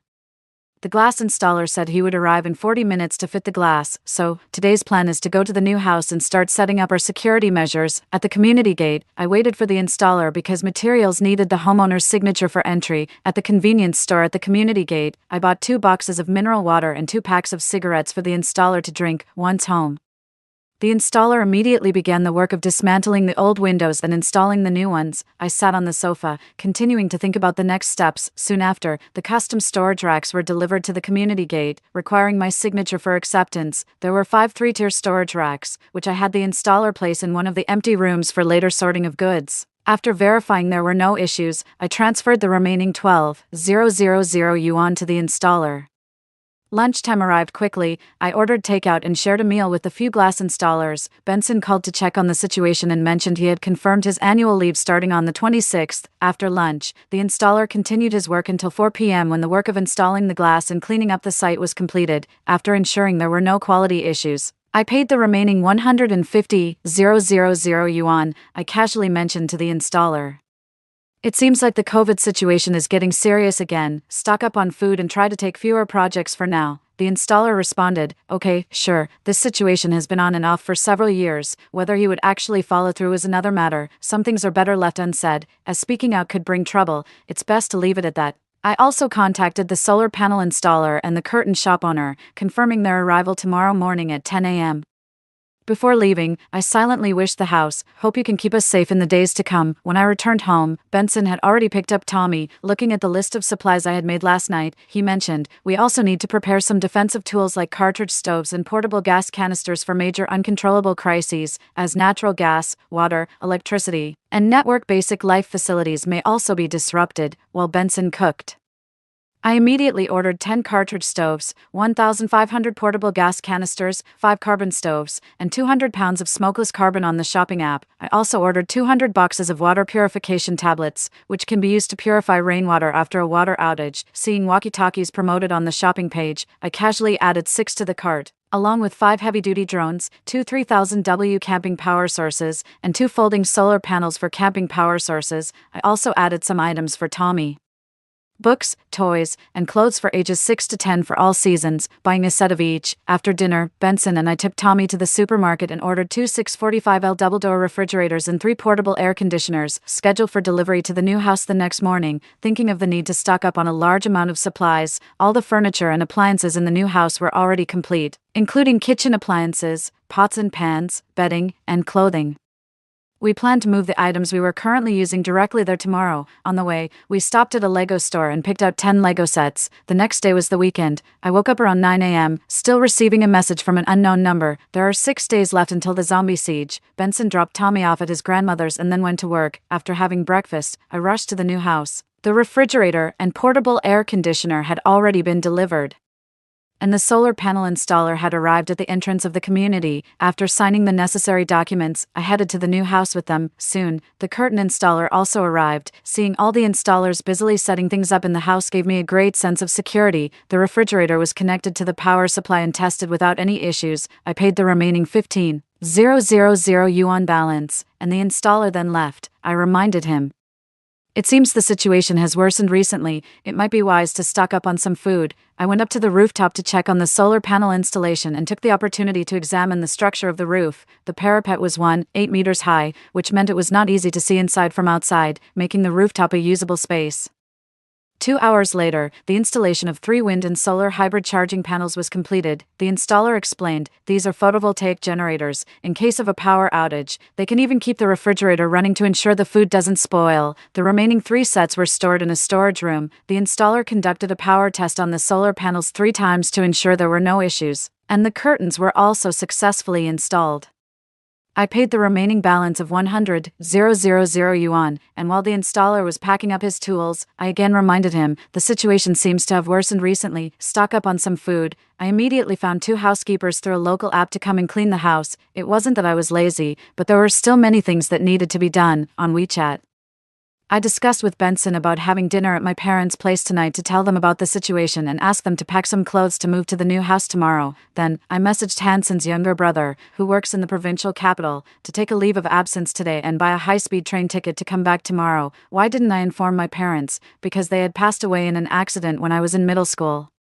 My phone kept receiving pickup codes for parcels from the courier station. The parcels I had ordered over the past few days had arrived one after another. During dinner, Benson solemnly told my parents about the impending zombie apocalypse. They dismissed it, saying, "That's ridiculous. You young people watch too many movies and think up all sorts of nonsensical things." After much persuasion from Benson, my parents agreed, albeit skeptically, to temporarily move to the new house. I arranged to help them move their luggage tomorrow afternoon. After completing the task and while returning home with Tommy, I sent a message to Tommy's teacher. "Hello, teacher. Tommy will be absent for a week due to a slight fever and cough. He will return to school once he's better." I then went to pick up the parcels I had ordered. Despite being prepared, I was still surprised by the sheer volume of packages. Benson made 4 trips back and forth in a regular 5-seater sedan to bring all the parcels home, storing them in the living room on the ground floor. Benson had wrapped up his affairs in advance and would start his annual leave tomorrow. He had rented a small box truck online, paid for 5 days in advance, and would pick up the truck tomorrow to start moving by ourselves without hiring a moving company, since we were not moving any large furniture or appliances lately.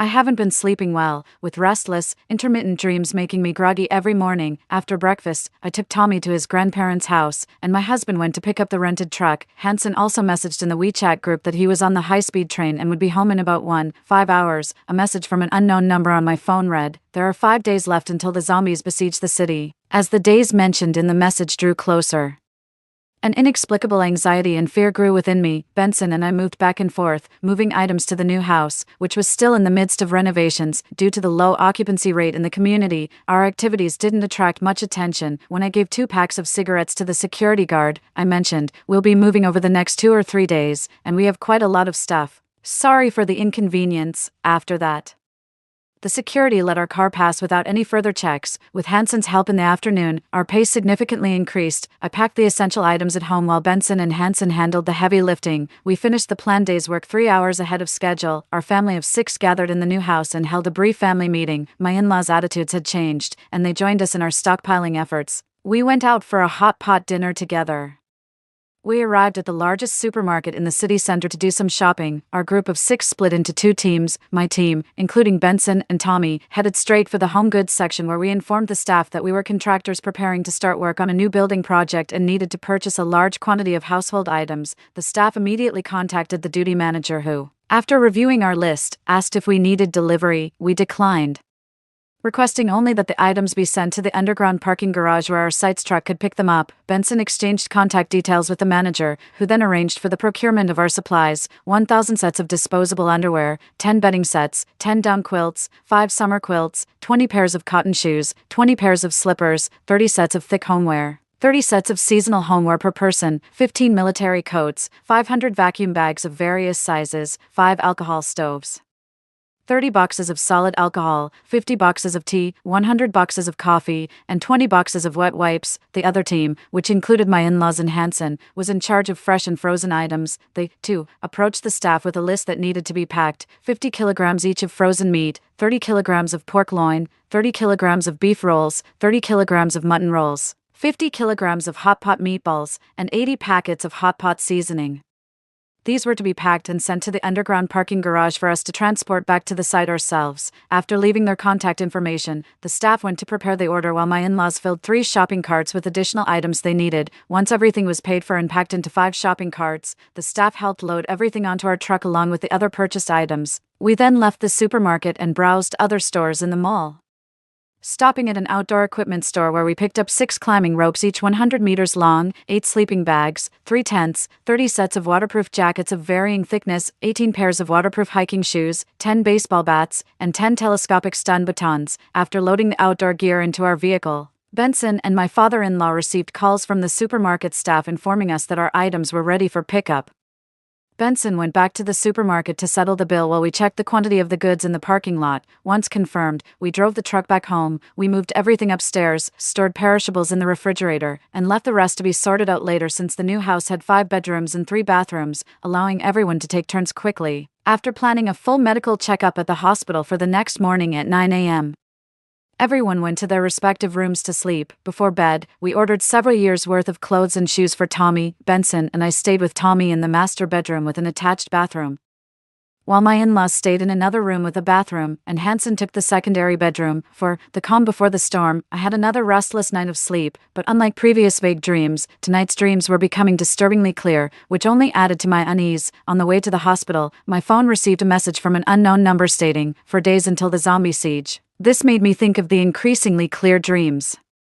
But I comforted myself thinking it was just a result of daytime thoughts influencing nighttime dreams, and there was no need to panic. Fortunately, the medical checkups revealed no major issues, except my mother-in-law had slightly high blood pressure, and I had some stomach issues, for which we got some medications prescribed at the hospital. After leaving the hospital, we visited every pharmacy we passed to purchase medications from the list we had prepared.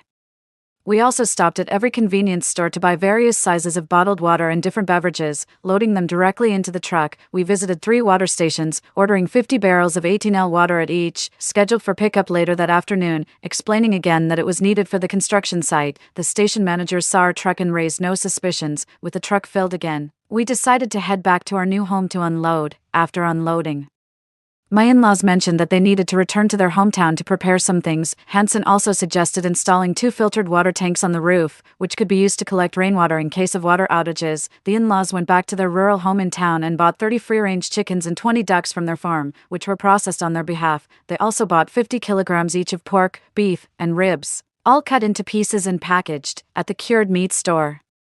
They purchased a total of 100 kilograms of various cured sausages, cured meat, and dried fish, which can be stored for a long time. At the agricultural market, they bought cabbages, kales, kelp, radishes, and various other vegetables suitable for pickling, along with 15 boxes of vinegar, 10 kilograms of chili powder, 15 kilograms of sugar, 1 box of each type of seasoning, 50 highly sealed pickling jars, and some seeds and nutrient soil for vegetable and fruit cultivation.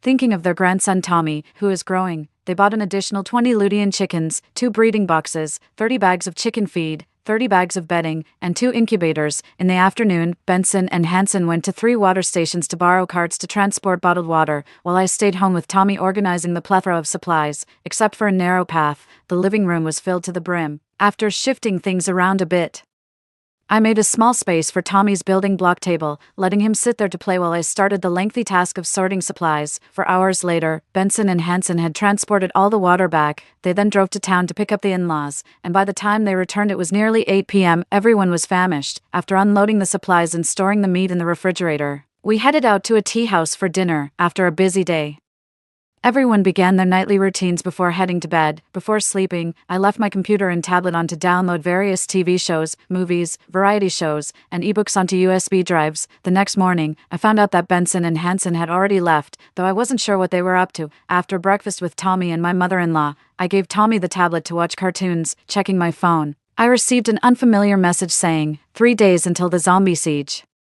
Putting down my phone, my mother-in-law and I continued to organize and label the supplies, arranging them in chronological order for easy access. Looking at the abundant supplies, I marveled at how 3 cobblers with their wits combined equal zhuge liang, realizing that many items were still unprepared. After a full day of organizing, the supplies were well sorted. By evening, Benson and the others had brought back 200 bags of cat litter, 8 rolls of soundproofing cotton and glue, 5 rolls of an electrified fence for security windows, 2 foldable treadmills, some dumbbells, and other fitness equipment. They also managed to procure some mysterious G-grade tools, 5 steel ball crossbows, 40 boxes of steel balls, 2 crowbars, and 2 sets of repair tools, which could be life-saving. They also rented an off-road camper van, filled it with fuel, and parked it in the underground parking lot as a backup plan. From then on, we decided not to go out unless absolutely necessary. On the way to the hospital, he suddenly twisted, sat up, and his neck turned 180 degrees, his eyes turned a deep gray, and he bit the person who was taking him to the hospital. The vehicle swerved and crashed into a flower bed on the roadside. The comment section exploded immediately, with everyone proclaiming, "The apocalypse has come." I woke up from another restless sleep to a message from an unknown number stating, "There is only 1 day left until the zombies siege the city." I tried calling back, but it was still a disconnected number. Looking at the unusually gloomy sky in the south, and thinking about the increasingly vivid dreams I've been having recently, I realized I could only take things one step at a time. I continued searching for clues on various platforms. Last night's video was nowhere to be found. Online, everything seemed peaceful and prosperous, but I knew that the greater the secrecy, the bigger the impending event. Watching the gloomy weather and facing unknown fears, I felt an inexplicable panic. The answers seemed on the verge of revealing themselves. Watching Tommy happily running around, I worried about how to keep him safe if society collapsed and we had to face the darker aspects of humanity. Benson, sensing my mood, took my hand and said, "Cynthia, don't be afraid." He embraced me and added, "As long as the family is together. No matter what happens tomorrow, we will protect our home and Tommy." He always had a way of making me feel safe. He kissed me and led me to the sofa for coffee. A notification sound alerted us. The zombies have begun to siege the city. The outbreak was now in full swing, and our days of peace were numbered. Things were moving faster than expected. Every channel on TV was reporting about a newbie virus flu, urging everyone to stock up on supplies and to isolate at home. The known modes of transmission were bites and scratches, and any such injuries had to be reported to the community. Online, a user named Dr. Haha posted, "This virus is fierce, spreading quickly between living beings. From injury to infection, it only takes 2 to 3 minutes. Once infected, individuals exhibit abnormal behavior, a craving for blood, sensitivity to sound and light, an absence of pain, and increased strength. Currently, there are no treatment options available in hospitals, which are now being infected. I want to flee, but my duty tells me I must face this. If I don't update anymore, then I hope everyone stays safe through this virus." We immediately had a family meeting and shared the information we saw on TV and online. My mother-in-law said, "We are well prepared with supplies. As long as we don't go out, we'll be safe," my father-in-law remarked. "It's probably not going to be that simple. It looks like our peaceful days are numbered." Watching Tommy play at home, I was relieved that Benson Hansen had soundproofed the necessary areas in the past few days. I mentioned, "I asked the property management yesterday, and above the 15th floor, we are the only residents. Let's lock up the fire exits from the 16th floor onwards." The 3 men in the family took heavy locks and door stoppers to secure the fire exits from the 16th to the 21st floor and also locked the door leading to the rooftop. We plan to shut down the building's elevator tomorrow depending on the situation and scatter some renovation debris at the entrance to create the illusion that the building was uninhabited. The news on TV kept repeating, "The virus situation is uncontrollable. The public is urged to patiently stay at home and not venture out unless absolutely necessary. Please trust that the state will not abandon any citizen." Scrolling through social media, I saw that supermarkets were overcrowded as everyone was frantically stocking up. From this moment, we began taking turns to keep watch at night. This disaster had truly arrived. Benson and I teamed up, while my father-in-law paired with Hansen. My mother-in-law was in charge of taking care of the family's daily needs and slept with Tommy at night, so she didn't participate in the night watch. Tonight, Benson and I began our shift. We sat by the frosted window, lifting a small corner of the blackout curtain. We mounted the binoculars on a tripod at the window. Starting our first night of vigilance, Hansen handed us his phone, showing us a video from a workgroup chat. On the main road through the city, a man was sprawled on the ground, his arms bulging with veins as his body convulsed dramatically. Suddenly, he leaped up and charged towards the crowd of onlookers. The chat group with over 300 members exploded in an instant. "This isn't just a virus, this is a damn zombie apocalypse. Zombies are here. It's the end of days. Everyone start hoarding supplies," I said. "This disaster has ultimately arrived," and shared with them the dreams that had been becoming clearer to me over time. The mood turned somewhat somber. Hansen went to his parents' room, informed them about the situation, and advised them to rest early as they were in for a tough battle ahead. Benson and I stayed up all night, but nothing happened in our community. The most activity we saw was residents moving in and out to buy and store supplies. Grandma got up early to make breakfast and said with concern, "Eat up and go to sleep." When I woke up in the afternoon, my reticent father-in-law was busily checking everything inside and outside the house. Grandma was still napping with Tommy, and Halsey was operating a drone to scout the main road outside. We ate self-heating hot pot while watching the drone footage. The streets that were bustling just yesterday are now in chaos. The lively malls have turned into scenes of devastation. People who were just yesterday fathers, mothers, and children are now bloodthirsty monsters devoid of pain and emotion. Noticing that the gates to our community were locked and no one was allowed in or out, we felt temporarily safe. After finishing the hot pot, I stopped the elevator on the 21st floor and cut the power, irresponsible to others, perhaps, but in such critical times, we had to prioritize our own safety. After all, human nature is fundamentally selfish. Benson started running on the treadmill. Halsey and my father-in-law went to rest to gather energy for the night watch. I stayed with Tommy, feeding the chickens while Grandma started planting some vegetables and fruits on the balcony. We didn't dare to plant on the rooftop just yet, not knowing how things would turn out, so we started small on the balcony. The TV and radio stations continuously broadcasted, "The virus is out of control. We urge everyone to stay home and wait patiently, avoid going out unless absolutely necessary, and trust that the nation will not abandon any of its citizens." On the first day of the outbreak, The internet and utilities were still functioning. Suddenly, there was pounding at the community gate. I quickly sent Tommy to play with his blocks, and Benson stepped off the treadmill and went to the balcony. A young man was desperately banging on the gate, cursively demanding the security guard to let him in. Soon, two people who appeared to be his parents ran out from the opposite building. His mother was pleading with the security guard, who hesitated but eventually took out his keys and said, "Come in, but don't wander around, go home and stay there, and report any issues immediately." Through my binoculars, I clearly saw faint bloodstains on the man's sleeve. The sound of his banging had already attracted many zombies toward us, chilling me to the bone. Just as the security guard opened the gate, the man mutated. His mother, oblivious, happily walked him home. Just inside the community, he bit into his mother's shoulder. The security guard ran back to his booth to grab something to restrain them and call for help. The man's father realized what was happening and tried to separate them, but it was too late. His wife was already showing signs of mutation. The man, heartbroken, kept looking back as he ran home, witnessing his family die before his eyes, a painfully despairing sight. The security guard kept dialing the busy emergency line, unaware of the mutating mother and son slowly approaching him amid his screams.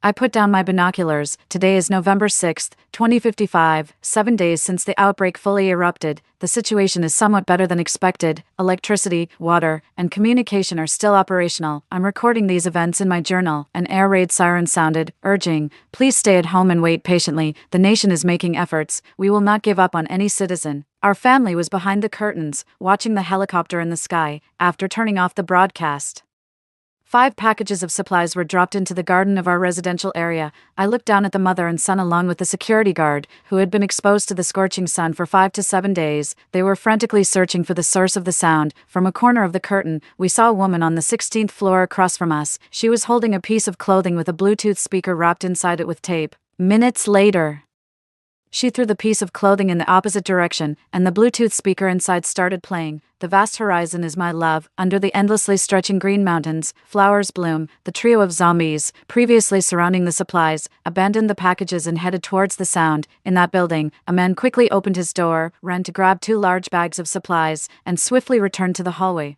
After seeing someone go out to fetch the supplies, others gradually started venturing out, and the noise increased, leading to scuffles. The group of 3 zombies, hearing the noise, began frantically moving in this direction. Neighbors, seeing this, quickly ran back into their buildings, some even forgetting to close the main doors, including ours. As the days passed, the weather grew hotter, reaching a shocking 40 degrees Celsius in November. One evening, while cooking, my mother-in-law suddenly said, "Why isn't the rice cooker working?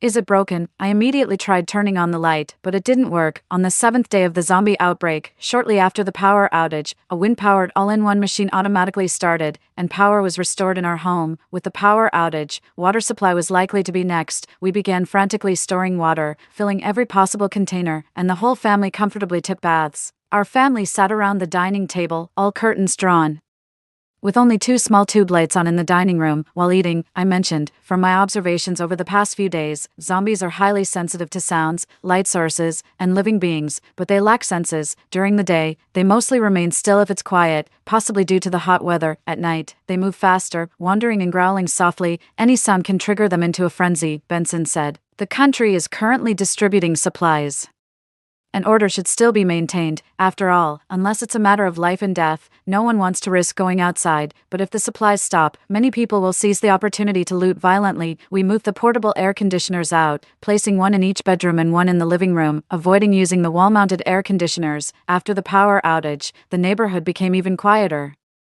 and we feared that the noise from the air conditioners might reveal our presence and that we had electricity. A month into the zombie outbreak, the temperature had soared to 43 degrees Celsius. Our fears were realized when the country stopped distributing supplies 2 weeks ago, and more zombies began gathering around our area. Tonight, Benson and I were on watch, chatting while keeping an eye on the situation outside. As I was getting drowsy, I suddenly saw a car approaching the neighborhood.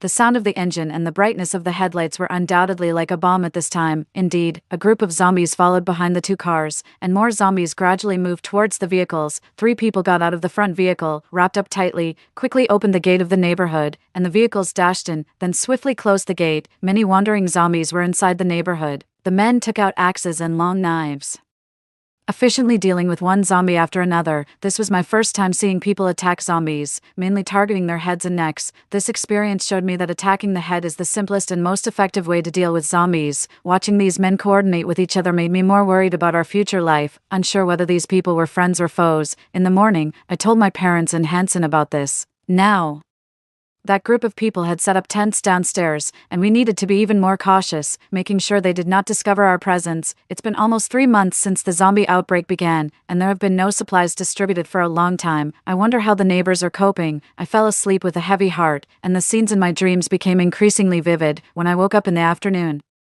I saw that the bean sprouts my mother-in-law planted last night had started to grow. No matter what, there always seems to be hope. I took Tommy to feed the looting chickens, which have recently become my treasures as they have started laying more eggs, tiny ones, about the size of coins, and we collect 4 or 5 each day. Tommy was both curious and delighted, and seeing his smile made my mood much better. The zombies in our community have been cleared out by the group downstairs, but outside, their numbers are growing. Suddenly, Hanson said, "Come here." The people downstairs have started to search floor by floor, and it doesn't look like they mean well. We immediately rushed to see. They left 2 people guarding the car, while the other 8 entered the building on the far left. We intermittently heard them swearing and forcefully breaking down doors. At that moment, I wished there were zombies downstairs to stop them.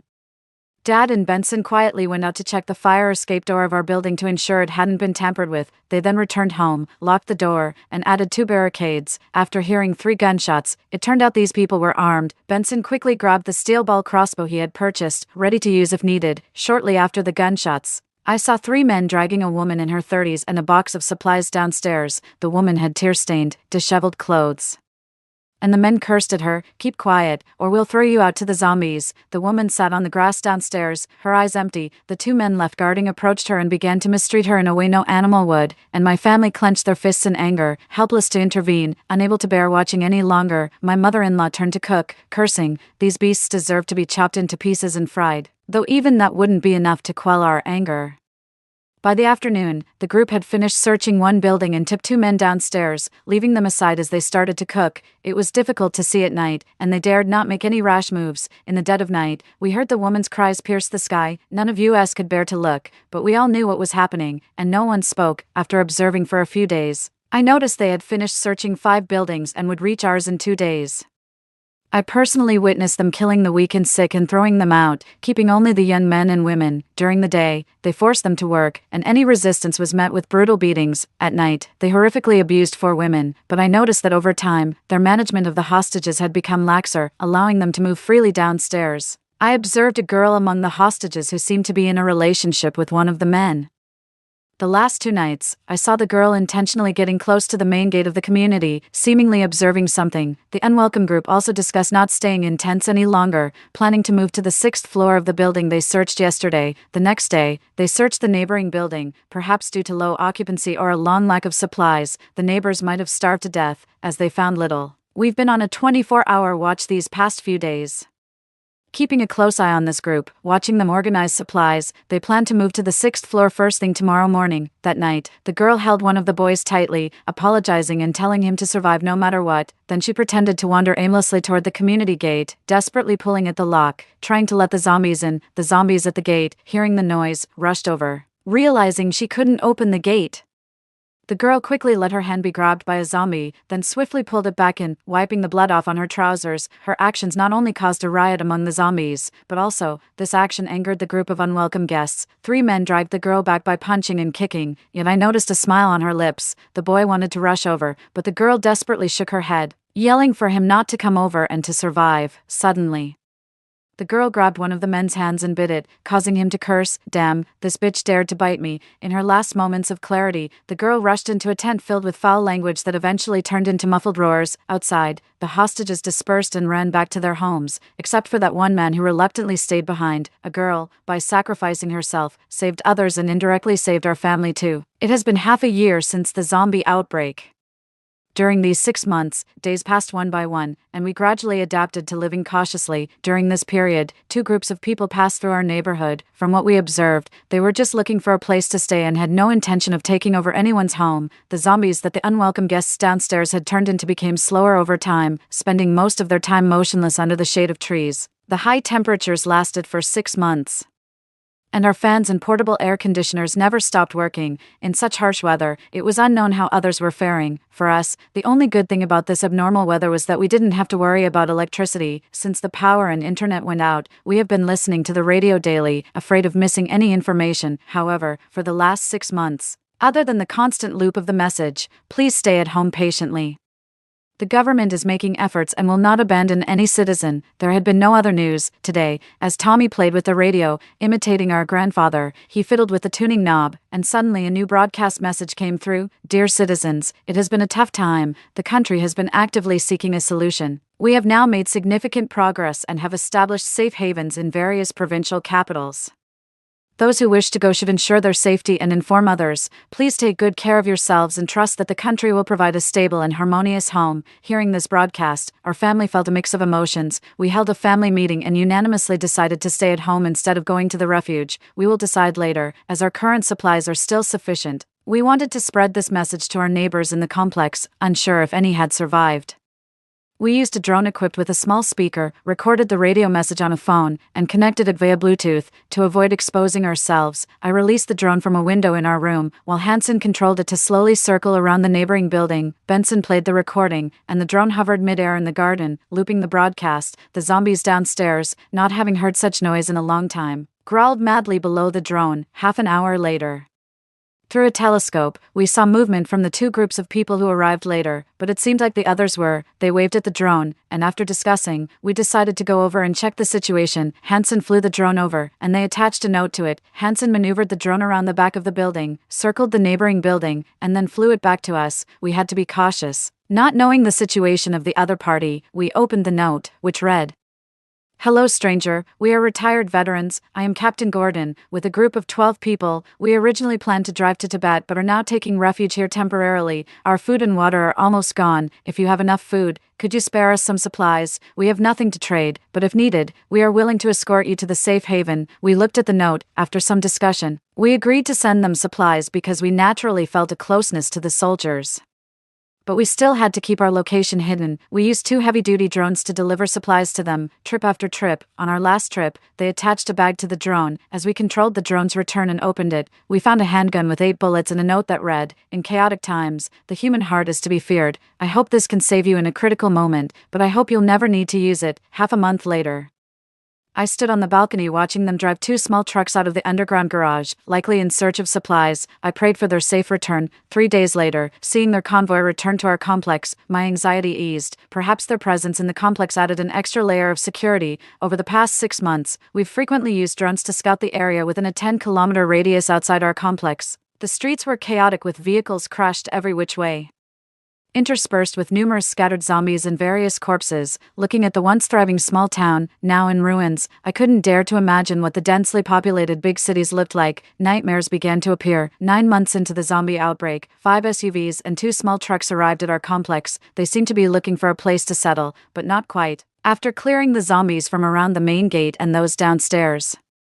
they continuously monitored the surroundings of the complex. 5 days later, I noticed they also had drones because they were remotely surveying each floor with 2 drones. I immediately instructed everyone to draw the curtains tight, without any gaps, and to ensure total silence. Tommy was taken to the room to prevent any noise, and the whole family entered a state of alert. After the drone hovered outside our window for a long time, they might have discovered something, or perhaps nothing at all, but we dared not make any rash moves, only quietly waiting. Finally, after half an hour, the drone left, setting the stage for another sleepless night. Since the last unexpected zombie incident, it had been a long time since we had to stay up all night, but it looked like we would have to do so again tonight. Besides observing zombies, I've also been watching the sky. Although the heat persists, cloudy weather is becoming more frequent. Just like in my dreams, I knew a sudden drop in temperature and heavy rain were imminent. At 11 p.m., we faintly heard someone smashing the fire door downstairs. Those people had discovered us. While Grandma stayed with Tommy in the room, we quickly grabbed the steel crossbow and the gun previously given by a veteran, along with 4 telescoping electric batons and 4 baseball bats, ready for use. The sound of smashing wasn't very loud. They might have been on the 16th or 17th floor, uncertain if they had firearms. We chose to stay indoors to avoid exposing ourselves to danger. We kept our eyes on the door through the surveillance camera. 2 hours passed, and they hadn't come up, but the smashing sounds had softened. Perhaps they were resting, perhaps planning other strategies. Strangely, there was no movement until about 5 a.m., and no one appeared in the surveillance footage. We didn't believe those people would just give up. I told my father-in-law and Hanson to eat something and rest. We would take turns keeping watch over 24 hours, monitoring those people. Benson and I stayed awake with a cup of coffee, watching the surveillance and observing downstairs with a telescope. It was now 9 a.m. The sun was obscured by thick clouds, making the sky look as dim as 8 p.m. Through the telescope, I saw that group driving an SUV out of the complex. A bad feeling arose. They might be going to find weapons or tools to break in, as Grandma was preparing lunch, and I was collecting eggs with Tommy. Benson suddenly said, "It's raining," and it came quickly. It started pouring like water cascading from the heavens. I took Tommy to the window, and he excitedly exclaimed, "Mommy, it's raining, let's go out and splash in the puddles." Regretfully, I told Tommy, "We can't go outside just yet. There are bad people out there. Can we wait a little longer?" Tommy nodded reluctantly, his eyes brimming with tears. It pained me to see him like this, and I pulled him into a tight embrace. Last night, the group that had been banging on our door scrambled to pack up their tents and moved into the third floor of the building across from us. An hour later, the rain intensified. Grandpa woke up and asked, "Is it raining?" "I thought I heard rain." Grandma confirmed, "Yes, it's quite odd how suddenly it came." Benson mentioned that the SUVs that went out had returned, but the heavy rain made it hard to see if they had brought anything back. At lunch, Hanson also woke up and, looking out at the torrential downpour, said in surprise, "Wasn't it just 1:40 p.m. when I checked my phone? Why is it so dark outside?" During lunch, I shared with my family the recurring dreams I've been having ever since I received that strange text message 5 days ago. It started off very blurry, and I couldn't make out anything initially. I explained. About half a month after the outbreak began, the dreams became more frequent and clearer. 6 months post-outbreak, after a long period of high temperatures, the skies would turn gloomy, signaling the end of the heat wave, followed by heavy rains and a sudden drop in temperature. The terrifying part is, after the downpour, there would be a surge of disease-carrying rats, cockroaches, and other creatures. Most coastal areas would experience tsunamis, triggering tectonic movements and causing major earthquakes around fault lines, with minor tremors occurring nationwide. After hearing all this, my family fell into a long silence. Benson broke the silence first, saying, "Although the future holds many uncertainties, fortunately, we have some foreknowledge and can prepare accordingly." Grandpa and Grandma nodded in agreement. "Right. We lack nothing here. This isn't a coastal city nor near any fault lines. We will surely get through this safely." After lunch, Grandma washed the dishes while Benson and I quietly went to the rooftop to collect rainwater in buckets, as our water supply was dwindling. After finishing the chores, Grandma tipped Tommy for a nap, and Benson and I locked up before resting ourselves. Grandpa and Hanson took over the afternoon watch, mainly keeping an eye on the group in the building across at the third floor. Perhaps due to the heavy rain, there was no movement from that group. After dinner, as Grandma and I got out the quilts and covers, the temperature had noticeably dropped from 45 degrees to 10 degrees over 3 days, so we switched all the rooms to cotton quilts. With half a month of relentless rain, the temperature had dropped to -10 degrees. Without sunlight, our daily power storage was diminishing, leaving us with only a few degrees of electricity. Cooking had also shifted to a one-pot hot-pot style, maximizing electricity usage for heating. The group in the opposite building remained silent. Perhaps the sudden downpour and drop in temperature disrupted their plans, and we began to lower our guard against them. The information we received during this time came from the radio. Heavy rains have struck nationwide, all shelters have been flooded, and residents are urgently evacuating. This relentless downpour lasted 2.5 months. During this time, aside from using binoculars to monitor the opposite building and the community gate, we spent our time exercising, playing with Tommy, and rewatching downloaded variety shows and movies. It was raining so heavily that without binoculars, one couldn't see 3 meters ahead, and we dared not risk sending drones outside to explore. Our area has turned into a water world, with floodwaters reaching the 4th floor of the apartment complex, and conditions outside are likely worse.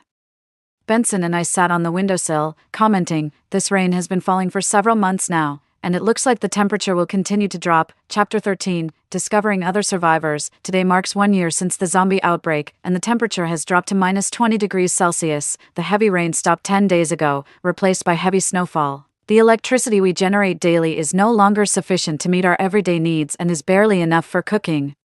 I found some smokeless coal I had bought earlier and suggested, "Let's move the bedroom mattresses and blankets to the living room. Starting tonight, we'll use the smokeless coal for heating. To ensure everyone's safety and conserve resources, we'll all rest together in the living room." Everyone agreed without objections, and Benson along with my father-in-law began moving the mattresses. Meanwhile, I walked around the house with Tommy, figuring out how to keep the air circulating without letting in too much cold air or exposing our presence, which could attract unwanted trouble. Eventually, I decided to open a small crack in each room's windows and leave the doors open to maximize air circulation and prevent carbon dioxide poisoning. After finishing these preparations, evening had arrived. We quietly launched 2 drones from a window, sending them in different directions to scout outside the complex. We were very curious about the external situation. As my family watched the footage transmitted by the drones, we saw that the water level outside had also reached between the 4th and 5th floors. Vehicles were haphazardly frozen below on the streets, and we could see some zombies under the ice as well. I couldn't help but wonder, once the ice melts, will those zombies simply perish? Or will they continue to survive stubbornly? Suddenly, Benson said, "It looks like there are people in the commercial building at the city square, and quite a few of them. The city square is the largest complex nearby, consisting of 2 connected buildings. The layout includes shopping, dining, and entertainment from the 1st to the 6th floor, hotel accommodations from the 7th to the 11th floor, and a mix of residential and office spaces from the 12th to the 20th floor." They noticed our drone and waved at us. Benson maneuvered the drone closer, and though we couldn't hear them through the glass, it seemed like they were signaling for help or telling us to leave quickly. We tried to get a closer look at the situation inside, but suddenly someone opened a window and threw something at our drone, attempting to bring it down. After being hit, the drone dropped a distance before Benson quickly controlled it to return, circling around the back of the complex before flying back through our window. Hansen also controlled the other drone to return. My mother-in-law checked the time and started preparing dinner, while Benson and Hansen played with Tommy. I kept reviewing the footage from the city square. I noticed that there were quite a few survivors there, residing from the 9th to the 17th floor, likely hotel staff, guests, office workers who couldn't get home in time, or refugees. There are 2 large supermarkets inside the city square. If they managed to stock up on enough supplies at the outset of the zombie outbreak, their survival wouldn't be an issue. After reviewing the footage repeatedly, I realized that the survivors initially waved at us, wanting us to come over, seemingly wanting to communicate something. But then, when the door to their room was opened, they signaled for us to leave quickly. And then someone started throwing things at the drone. I mused to myself, perhaps there's no longer any social order there, and most people are struggling to survive. During dinner, I shared my analysis with my family. Hansen suggested that we try sending the drone again the next day. I proposed, let's not take any risks for now. We shouldn't expose our location lightly, especially since we still have to be wary of others in our complex, and we can't afford to attract more people here. Ultimately, everyone supported my suggestion. After all, managing to look after ourselves in these chaotic times is already challenging enough. Chapter 14, Living Hell. When will it end? Today is the 15th month since the zombie outbreak, and the temperature has risen to around 5 degrees Celsius. The thick ice has melted significantly. In the past 2 months, we occasionally heard drones outside, knowing they were from the unwelcome group across the way. They haven't given up on invading us, and I suspect they'll launch an attack once the temperature rises enough for the waters to recede. In the 16th month of the zombie outbreak, the temperature rose to around 10 degrees Celsius, melting all the ice completely, and the internal flooding receded to the 1st floor of the building. As the temperature increased, an unpleasant, fishy stench permeated the air, with various decomposing animal carcasses floating on the water's surface. Despite closing windows and doors tightly every day, we couldn't completely block out the smell. Tommy and I placed 3 air purifiers in the living room and turned them on, and we sprayed alcohol disinfectant around all the gaps in the doors and windows. Meanwhile, Benson and Hansen deployed drones to scout the exterior, mainly to check if any zombies had survived. The footage from the drones showed that there were still zombies moving about in the water, and their numbers were considerable. What shocked me even more was that in addition to the zombies with their strong survival instincts, there were also resilient rats and cockroaches. Many rats were swimming in the water, and numerous rats and cockroaches were climbing on the buildings. Seeing this footage made me lose my appetite for the entire day. I have a particular fear of insects, especially rats and cockroaches, which in the south are not only large but also capable of flying. After the drone returned, I immediately disinfected it using the alcohol spray I had prepared. During dinner, the radio announced, following the disaster, there is often a spread of diseases such as the plague. The public is urged to take measures against rats and diseases. Country Corp has made significant progress in their research. Nearing completion, Country Corp is continually striving, and we ask the public to hold on a little longer. I immediately said, we need to quickly restore the water storage on the rooftop. I fear the rats are coming soon. As soon as I finished speaking, my mother-in-law promptly tapped my father-in-law on the head and said, "Stop eating and go fetch the water now." Benson and Hansen immediately put down their chopsticks and went with my father-in-law to the rooftop to begin the long task of fetching water. Watching this, my mother-in-law and I burst into laughter. In these fearful days, each laugh was precious. They carried empty buckets and bottles to fill up from the large water containers and carefully brought them down without spilling a drop. I quickly placed water purification tablets into the fetched water and filtered it. After testing it and seeing no issues, I finally felt relieved. After fetching the water, my father-in-law and the others quickly showered and continued their meal, realizing that in these apocalyptic times, food was too precious to waste. I let Tommy play with his Lego blocks while I took a telescope to the windowsill to check on the situation across the street. As I opened a corner of the curtain, dozens of flying cockroaches frozen on the window shocked me so much that I dropped the telescope on the windowsill. Hearing the noise, the cockroaches started flying chaotically, scaring me into quickly drawing the curtains and scurrying back to the living room. Seeing my fright, my mother-in-law held my hand tightly, comforting me by saying, "They're outside. As long as we don't open the windows, they can't come in." Seeing my emotions stabilize, my mother-in-law confidently left to check and respray alcohol on all the doors and windows, and place some insect repellent. I kept reassuring myself, "Cynthia, don't be afraid. Your family is behind you. You can't afford to be scared." I had a sleepless night, with images of cockroaches and rats filling my mind whenever I closed my eyes. After a lackluster breakfast, I felt drained and excused myself to catch up on some sleep. By lunchtime, Benson came to wake me up, only to find my temperature alarmingly high at 39.3 degrees Celsius. In a panic, Benson started grabbing fever patches and fever-reducing medicine, while my mother-in-law immediately brought a cup of hot water, helping me drink it. Then she went to the kitchen to cook porridge for me. And before leaving, she reminded Benson, "Make sure Cynthia drinks plenty of hot water, change her clothes if she sweats a lot, and if she feels cold, remember to fill a hot water bottle for her to hold." After having some porridge and taking my medicine, I continued to sleep for a long time, waking up only at 9 p.m. Benson and Hanson were on the balcony, observing and chatting. When they saw me come out, Benson immediately poured me a cup of hot water and served the porridge he had prepared.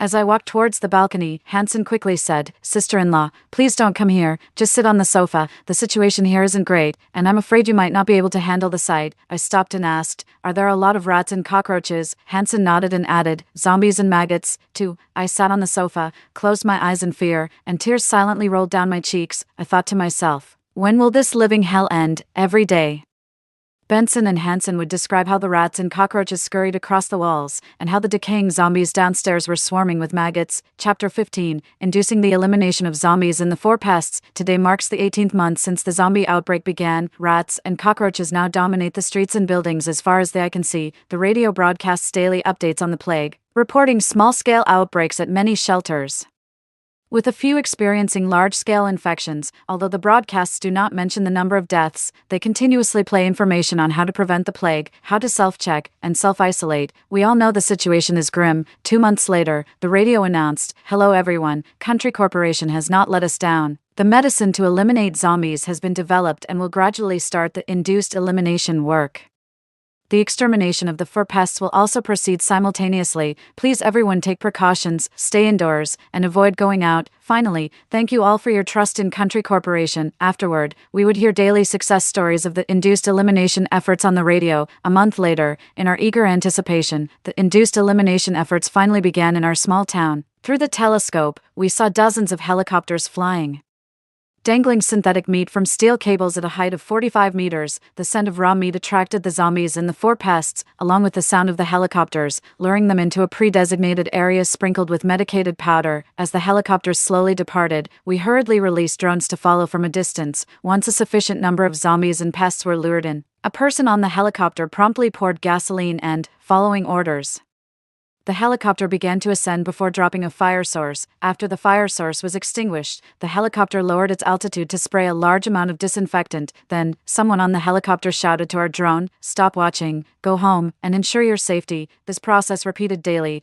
It took nearly a month for J-Team to eliminate all visible zombies and four pests in our city. For the following week, we could hear helicopters periodically spraying disinfectant and checking for any that might have been missed. When they finally withdrew, the drone announced across the small town, "Thank you all for your 22 months of perseverance. Please continue to stay indoors and wait a little longer until all danger is completely eliminated. Then we can meet again." We also carefully disinfected our home inside and out and took an inventory of our supplies. We found that our supplies would only last us another 15 months if we were frugal, which was faster than we had anticipated. I suddenly said, "Oh no, I forgot to send a note to J-Team with the drone, warning them about possible disasters like tsunamis and earthquakes soon, so Country Corporation can prepare in advance." Benson said, "Even if we told them, they might not believe us, and it could bring us unnecessary trouble." My father-in-law added, "Don't blame yourself.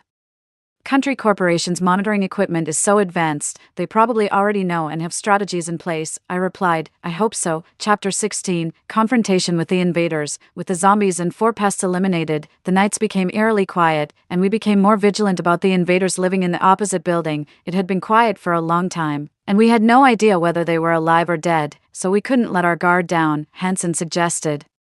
Since they already know we're here, why don't we send a drone to scout out the situation? If necessary, we should strike first. Our supplies are running low, and we must protect them. I agreed with Hansen in my heart, but my reason told me we shouldn't act this way. If we did, what would differentiate us from them? Eventually, we agreed to keep observing and maintain our principle of not attacking unless attacked. Over the next few days, we confirmed that the group of intruders was still alive, but there seemed to be disputes among them. Occasional arguments could be heard, which were out of place in the silent environment. Every day, they looked towards our direction from their balcony, probably planning their next move. As expected, on the 23rd month of the zombie outbreak, they launched an attack against us, continuously smashing at the fire door and shouting, "You'd better open the door voluntarily. We might consider sparing your lives, otherwise, once we break in, it will be the end for you." Their voices weren't loud. They must have been on the 17th floor, I said. We can't just wait here. It will be dangerous once they come up. We need to take the initiative and make them think twice about provoking us. We had already prepared our weapons. We asked Grandma to take Tommy into the room, lock the door, and watch cartoons. Grandpa was ready to back us up behind the door. And our worst-case scenario was to retreat back into our house. After confirming it was safe outside the door through the surveillance, Benson, Hansen, and I quietly opened the door and went downstairs with our weapons. When we reached the 17th floor, we found them on the 16th floor. Judging from the sounds, there were about 45 people. For safety, we decided not to go further down. We nervously set up a trap at the 17th floor fire door, using clear fishing lines tied about 50 centimeters above the ground, secured with thumbtacks. If they broke through the door without noticing, they would trip and fall. Benson and Hansen went back home to bring down some unused storage racks to block between the 17th and 18th floors. After they brought them down, I removed the doorstop and extra lock from the 17th floor fire door to make it easier for them to break through. I also poured the last 5 tubes of superglue we had left in front of the fire door and on the stairs, hoping they would slip and fall. Then I retreated to the 18th floor, while Benson and Hansen blocked the staircase with the shelves, creating a defensive setup to our advantage. I then scattered the remaining thumbtacks on the stairs where the shelves blocked. After all this, 2 hours had passed. While we sat on the stairs drinking water and resting, they managed to break open the fire door on the 16th floor and reach the front of the 17th floor fire door, continuously threatening us, as planned. I waited behind the 18th floor fire door ready to lock it if the enemy approached, while Benson and Hansen would fall back, and Grandpa was on standby behind the 19th floor fire door. As we expected, without the doorstop and lock, the 17th floor fire door was broken open after 2 hours. Predictably, when the door was smashed open, they didn't carefully check the ground. The first 2 who entered tripped and fell, getting intimately stuck with the superglue, while others were also impeded by the glue, slowing their advance. Without hesitation, Benson and Hansen picked up the steel ball crossbows and shot from behind the shelf, throwing them into disarray. Seeing this, the leader pulled out a gun, aiming at Benson and Hansen. Benson fired 3 steel balls, disrupting the man's focus, and Hansen, lifting the gun given to us by a former military man, aimed and fired, hitting the man's thigh. Followed by 2 more shots, the leader of the group spoke up. "Let us go, and we won't bother you again." Benson mockingly replied, "What do you think this place is? Come and go as you please. You came here today, so you might as well stay." Hearing this, the other side paused before retorting, "Ever heard of leaving a line for future encounters? If you don't let us go now, it will end badly for everyone." Hansen, aiming at another man who had fallen, fired another shot and said deliberately, "We're not here to take opinions. It's been a while since I handled one of these. I'm a bit rusty. Today seems like a good day to practice. 2 choices, either leave immediately or stay here forever." The others quickly responded, we'll leave," they said to their leader. "Frank, as long as we live, we can find supplies elsewhere. Life is more important." Frank glared fiercely at Benson and Hansen, but eventually, they helped each other up and left. Once Grandma confirmed from the balcony that all 5 had left the building, we relocked the fire door of the 1820th floor and returned home. Back home, Benson and Hansen collapsed on the sofa, their backs soaked with sweat, their tense nerves finally relaxing. Overwhelmed by exhaustion, they indulged in a quick shower before heading to their rooms to rest. Chapter 17, The Earthquake Arrives. Today marks exactly 2 years since the zombie outbreak, and I know an earthquake is imminent. This past week, the radio has been reporting some cities starting to pilot reopening and reconstruction efforts successfully. There have also been reports of frequent tsunamis along the coastal areas, resulting in numerous casualties, collapsed buildings, and several cities being flooded. Grandma and I have already packed 5 mountain bags with essential survival items and 5 days' worth of food, in case we get separated during the earthquake, suddenly, in the middle of the night. I felt dizzy and had a severe headache. I woke up abruptly, realizing the earthquake had started. Having experienced minor earthquakes before, it felt just like this. If I'm wrong, go easy on me. I quickly woke up Benson, then got Grandma, Grandpa, Tommy, and Hanson. We grabbed our mountain bags, locked the door, opened the fire door, and took the doorstop and lock with us. By the time we reached the 17th floor, we checked that the glue had dried. And we continued down as fast as we could to the 3rd floor, then locked the fire door there. We assessed the situation from there. If the shaking was intense, we planned to drive to a nearby open area from the underground garage. If it was mild, we would continue to observe, as we all preferred not to leave the safe haven we had created. 24 hours passed, and fortunately, this small southern city was not on a seismic belt, and we only felt mild tremors after 48 hours.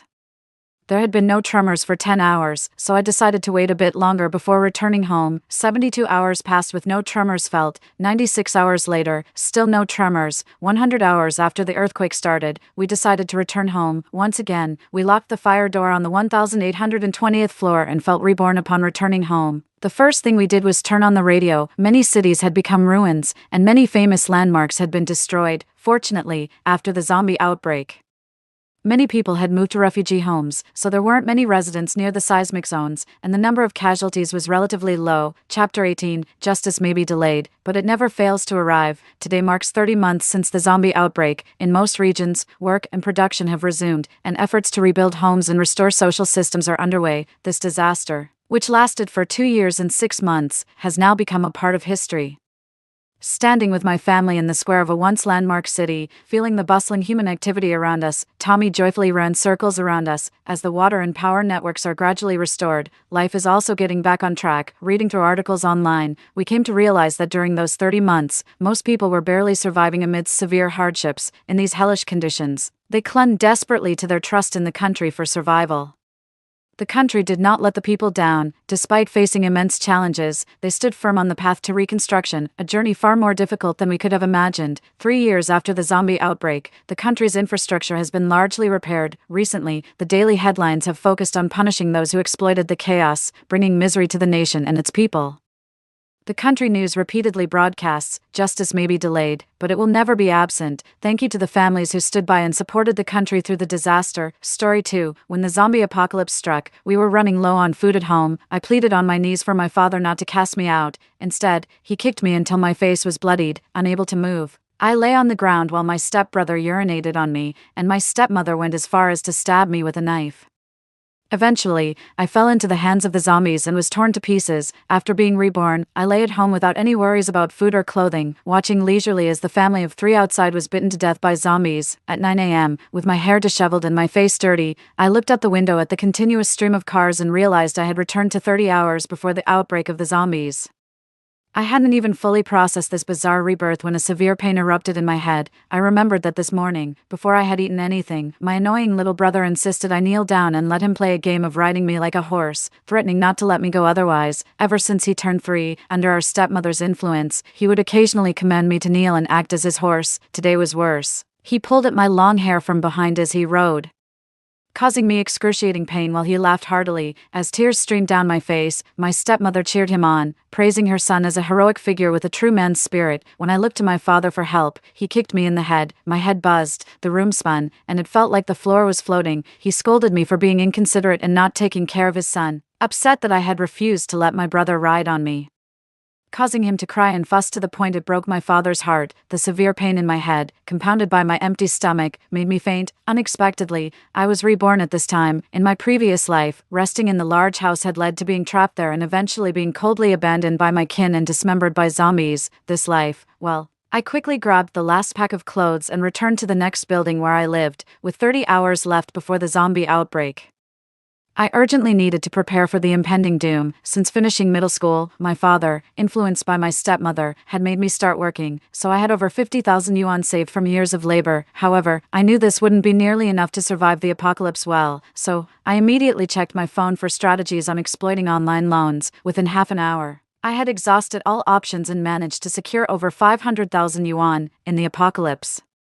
Survival isn't guaranteed, so it was better to borrow first and worry later. When my stepmother and her family came back from eating out, I quickly locked my phone and pocketed it. Flora, your father only scolded you because you did something wrong, and you fainted as if putting on a show. Have you grown up to be so dramatic? My stepmother said disdainfully. Huh. The kick that had knocked me out was trivialized to just a scolding in her words. My slightly slow cooperation in being a real beast of burden for my little brother was now, in her eyes, a misdeed deserving of punishment. Indeed, over the years, her recurring phrase had been, "What's wrong with a sister letting her brother ride her a bit?" Such a malicious saying, but having somehow survived over a decade in this household, I had grown accustomed to this degradation. My father, fully agreeing, looked at me disapprovingly. "Drama queen, disgusting," he commented. My little brother, hearing his mother's words, even spit on my face. I didn't dare make a sound or even meet his gaze, knowing that doing so would appear as jealousy towards my brother and would provoke a joint reprimand from my stepmother and father. This wasn't the first time I had to wipe spit off my face. I had gotten used to it, accepting it indifferently, after checking my phone, which showed that 10 minutes had passed. I knew I had to quickly find a safe house and stock up on supplies before it was too late. My target was a top-floor apartment in the neighboring complex. It was only 90 square meters and often looked dirty and old from being rented out, a stark contrast to our current 180 square meter 4-bedroom apartment. Both properties had been left by my mother. My grandparents had passed away early, and now these properties were possessed by my Phoenix man of a father, however. Before my mother passed away, whether or not she knew of my father's true colors, she had specifically left a will. Once I turned 18, which was under my father's care, I was to receive an apartment and some savings. My birthday was last month, and my father and I had already completed the necessary procedures. My dad promised to transfer the ownership of that old, run-down apartment to me, but he kept making excuses to delay visiting the housing authority to process the transfer. I haven't even received the keys yet. As for the several million in savings, my dad hasn't even mentioned it. I've given up hope of getting the money. I'd be satisfied just to get that old apartment now. Dad, I keep upsetting my younger brother at home, and coincidentally, the tenants in our old house have just moved out. I'd like to move there. I said this to my dad, head bowed and speaking cautiously. As soon as I mentioned the house, he furrowed his brows. There are people coming to look at renting that old house tomorrow. The house is so big, why would you want to move there? Just be more sensible at home and listen to your brother more. Isn't that enough? Dad, haven't I grown up? I'm working now. And if I have a boyfriend, it wouldn't be convenient, and I'm worried it might affect my brother. Besides, that house was left to me by Mom, but as a daughter, I know that the family property should go to my brother. He's the one who will carry on the family line. I'll even pay rent each month, just like the last tenant did, $1,500 a month. I said this reluctantly. I knew they were just being greedy. If I hadn't offered rent, they wouldn't have let me live there, right? Everything in this house is mine. My sister is just a financial loss, my bratty brother said, his eyes widening as he heard about the house. Just like he does when he sees tasty food, greedily pulling everything towards himself. Hearing me speak like this, my dad looked a bit more pleased. All right, you can move there for now. We're under financial pressure at home anyway, so you must give your mother $1,500 a month on time. Feeling slightly relieved, I eagerly agreed. Finally, I was about to get the keys. Tomorrow might as well be the end of the world. Who knows if you guys will even survive? Stealing what my mom left for me, just as my dad was about to hand me the keys. Wait, sure enough, every time someone makes things difficult for me, it's my stepmother. I wonder what trick she's going to pull this time. My stepmother snatched the keys from my dad's hand and played with them in her hand, looking at me with a playful gaze. She seemed to realize how much I wanted to live in that apartment. Flora, you can live there, but this rent isn't right. They built a big shopping mall opposite us this year, and the property values and rents in our area have gone up, now. If we don't raise it by $500, it's definitely not viable to rent that house. What a joke, even though they built a big mall across the street. In the current tough national real estate market, it's good enough that our rent in this third-tier city isn't falling, let alone rising. But there's nothing I can do. The zombie apocalypse is breaking out tomorrow afternoon. I know the only top-floor apartment I can get quickly is that one. Because it's not the top floor. Installing solar panels and rainwater collectors would be difficult. I have to agree to whatever she demands now, but I can't let her see how eagerly I agree. I gritted my teeth and said, fine, I'll give you $2,000 next month, but at that price, I can only afford to stay for 1 month. Next month I'll have to look for another place. It's not next month. You have to prepay the rent now. Other tenants prepay. I won't ask you for a deposit since we're family, looking at her disgusting.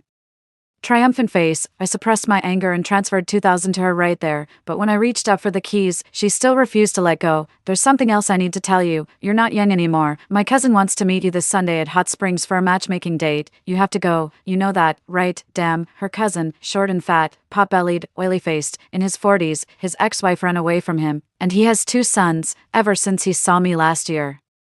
He's been harassing me. Last year, my stepmother forced me to go on a matchmaking date with him. I barely managed to get out of it using the excuse that I was still underage. I just turned 18 last month. Although I'm not a stunning beauty, I was the school beauty in middle school, and now she's insisting I go to this matchmaking meeting at the Hot Springs. That wasn't a matchmaking session. It was more like a lover's rendezvous to sprout some future generations.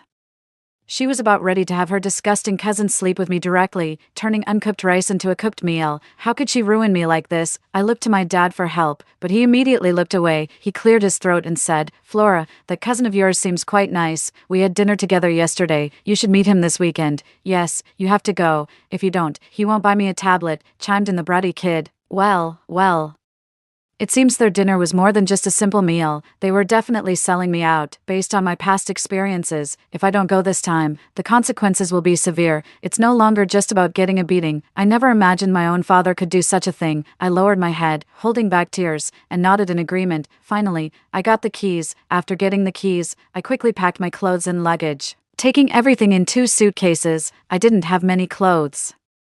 And didn't even think about makeup, only the bedding took up a lot of space. As soon as I went downstairs, I called the locksmith to change the lock cylinder of the old house's security door right away. This way, I wouldn't have to worry about them entering in the future. Otherwise, no matter how much I stocked up or fortified the house, I might not escape from those 3 predators. The locksmith arrived quickly and changed the lock cylinder swiftly. I then hurriedly chose a more expensive renovation company online, stated my requirements, and reported the dimensions of the doors and windows. I placed an urgent order, requesting additional workers to come to my house with materials by 2 p.m. to replace the doors and windows. Then I quickly took a cab to the nearest Carrefour supermarket. On the way, I frantically searched for a reputable, albeit pricey, renovation company, and confirmed an appointment for them to arrive at 2 p.m. Once at the supermarket, I started a shopping frenzy. I first headed to the grains and oils section, 30 bags of rice, each 50 kilograms, 10 bags of flour, each 50 kilograms, 10 10-kilogram tubs of vegetable oil, 10 kilograms of various grains. As I ordered a lot, a manager came over and took notes as I listed the items. Then I moved to the canned and packaged food section. From my past life experience, sometimes to avoid attracting zombies, you can't cook, so I needed to stock up on canned goods.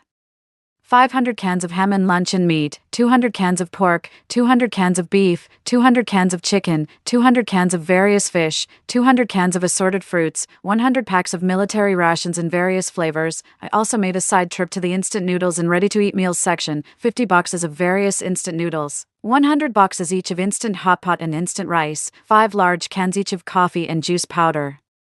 Over 50 bags of various snacks, 1 case each of my favorite bottled drinks, totaling 5 large cases. Then to the fresh meat section, 200 kilograms of fresh pork, because you can't go long without meat if you're fighting zombies, 50 kilograms each of beef and lamb, 100 kilograms of chicken, 50 kilograms of various frozen fish. To the vegetable section, 200 kilograms of potatoes, good for storage, 200 kilograms of sweet potatoes, 100 kilograms of carrots, 100 kilograms of pumpkins, 50 kilograms of onions, 20 kilograms each of eggplants, green peppers, Shanghai greens, tomatoes, and cucumbers, 10 kilograms each of various spices like ginger, green onions, and garlic. Then to the condiments section, 20 bags each of hot pot base and dipping sauces, 50 kilograms of various hot pot ingredients like meatballs and shrimp dumplings, 5 buckets each of light and dark soy sauce, 10 bags each of salt and various seasonings for stir-frying and stewing. To the kitchenware and appliances section, 2 850-liter 4-door refrigerators, 2 718-liter large-capacity freezers, 5 induction cookers, a set of new, high-quality kitchenware as a backup. Additionally,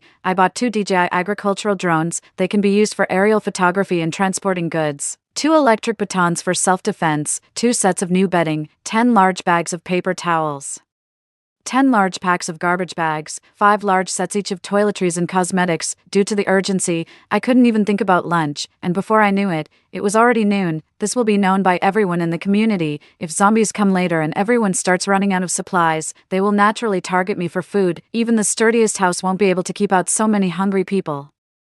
I told the supermarket manager that my home storage isn't available yet, and I left him my number, asking him to wait for my notification. I quickly took a taxi to the logistics park near my home and rented a temporary warehouse. I rented the smallest one, 100 square meters, for 2 days. Then I called the supermarket to let them know they could deliver. Since the supermarket is close to this logistics park, their 2 delivery trucks arrived quickly. It was around 1 p.m. at this time, to save time. I had already hired 4 movers at the logistics park. While they were busy moving things, I called the gas station and ordered 10 gas cylinders in case the natural gas supply was cut off during a zombie attack. I chose a nearby water station online, transferred 5,000 yuan to the owner via WeChat, and ordered 100 barrels of water. Most of that money was a deposit for the barrels. I specifically asked these 2 business owners to deliver as quickly as possible, all to this warehouse. Because there were many movers, all the goods were moved in about 20 minutes. The water delivery arrived by then, and it took 10 minutes to unload all the water. The gas cylinders had just arrived. After paying the movers and dismissing them, yes, I planned to come back in the evening with a vehicle to transport the supplies. In the dead of night, quietly, I would have the movers drive into the residential area and directly into the garage. Then, from the garage, the goods would be unloaded directly into the elevator that leads to the underground garage. After reaching the top floor, the family across from me happened to be out, so their home was empty. This way, I could quietly and covertly move the supplies to my home. Later, I also booked a 50 square meter solar power system for the rooftop from a home solar energy company, paying a 50,000 yuan deposit online. I also ordered 8 18W220V outdoor power supplies from this company, with a 40,000 yuan deposit. Additionally, I ordered a rooftop rainwater collection system from a rainwater collection system installation company, planning to place the rainwater receptacle in the attic. I asked them to come and drill holes this afternoon because I wanted to take advantage of the noise from the renovations to secretly drill holes from the rooftop to my attic. On my way home, I stopped at pharmacies to buy various essential medicines, cold medicine, anti-inflammatory drugs, gastrointestinal drugs, painkillers, fever reducers, various trauma drugs, bandages, plasters, and other medical supplies, various antibiotics, vitamins, and 10 large bottles of chlorine dioxide disinfectant, which had been proven in my past life to prevent zombie virus contamination. I bought 30 large boxes of antiviral drugs, not sure if they could fight the zombie virus, but I stocked up just in case. 30 large packs of medical masks, each containing 100 masks. Eventually, I carried 3 or 4 large bags, and it was too much to handle, so I had them delivered to my home halfway through. I had no choice. I had an appointment with a renovation company coming at 3 p.m., so I had to hurry back. At 3 p.m., after rushing home and sweating profusely, I barely had time to catch my breath when the renovation company arrived. This time, the main purpose was to reinforce the windows and doors. My house has 3 bedrooms and a kitchen downstairs, totaling 4 windows, and 2 windows in the attic, 6 windows in total. All were to be replaced with double-glazed laminated windows, which are absolutely sturdy and safe, and more soundproof than the original glass. Because time was critical, I had previously requested the renovation company use quick-drying cement. This type of cement is used for emergency repairs at airports. It's quite expensive, reputed to set in minutes, and maintains high structural strength. Then I had the workers install manganese steel security windows outside. This type of reinforcement is very sturdy, and it's difficult for regular tools to deform it. Still not secure enough. What if bad people used cutting tools outside? So, I had to add another layer of security by installing an internal security window from inside. If intruders damaged the external security window, I could rely on this internal window to buy time to fight back. Inside, I replaced them with 100% opaque, thick black curtains. In the interior part of the main entrance, I installed a higher-grade explosion-resistant alloy door. This provides a double layer of protection, making it bulletproof. I drilled holes, installed a heavy alloy door quickly using special rapid-setting filler materials and quick-drying cement. During the installation, neighbors from downstairs came over. I explained that the house was now mine. I told them I was renovating it to live in myself, and they didn't say much, knowing it was my property. Shortly after starting the renovations, the company installing the solar panels and rainwater collectors arrived. I asked them to plan the drilling in advance, but they requested a property permit. I didn't have time to apply for one, so I agreed to pay each company an additional 5,000 in construction fees and wrote them a letter of guarantee stating that I would take full responsibility in case of any disputes. Thus, the holes for the solar panels and rainwater collectors were quickly made. Since my building was located in a secluded corner of the neighborhood and the noise from the renovations kept others away, no one came to question what I was doing. I was relieved. It was 7 p.m. I had informed the renovation company that this was a rush job, so they sent extra people and I paid 50% more. They worked efficiently and swiftly finished tiling around the doors and windows and even cleaned up all the debris.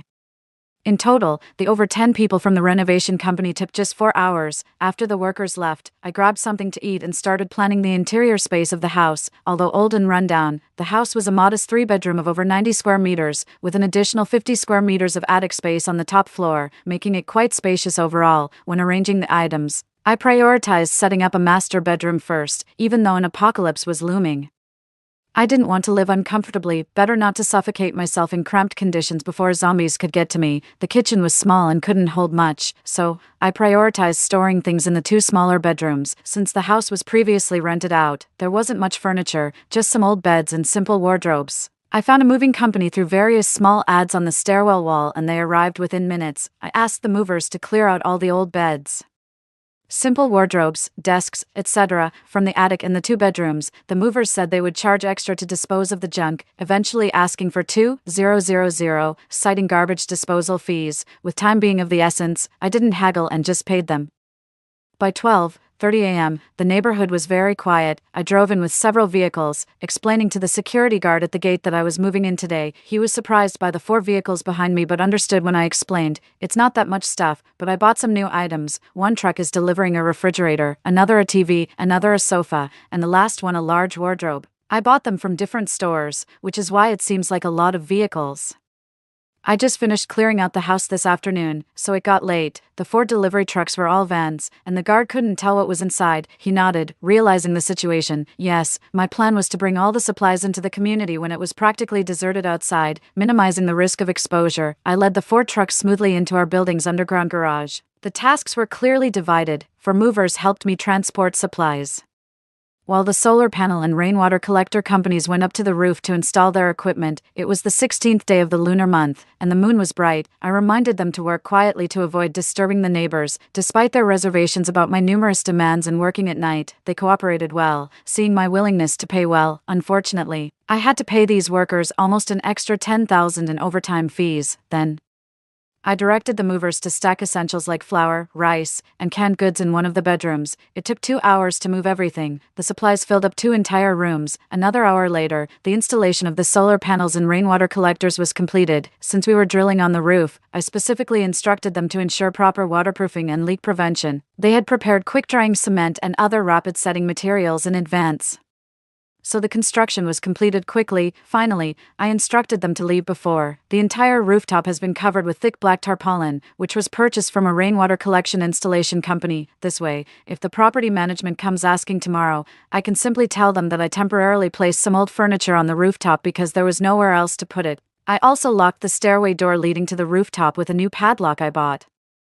This is to prevent anyone from actually checking. As long as I can get through tomorrow, no one will care about this issue anymore. As for the solar inverter, controller, battery pack, and the rainwater collection filter and storage tank, they are all set up in the other half of the attic. This way, the attic is completely packed. I've paid off the final payment, and the workers left cleanly and efficiently. At 3:30 in the morning, everything was finally done. Exhausted, I lay motionless on the living room sofa, completely drained of energy. After setting my alarm, I fell into a deep sleep. The next morning at 8:00 a.m., I remember in my past life, at exactly 3:00 p.m. today, the zombie outbreak in this city began sporadically. Our neighborhood started getting attacked by zombies around 7 or 8 p.m. Thinking back to that terrifying zombie wave sends a chill down my spine. I need to hurry, only 7 hours left. I need to make final preparations.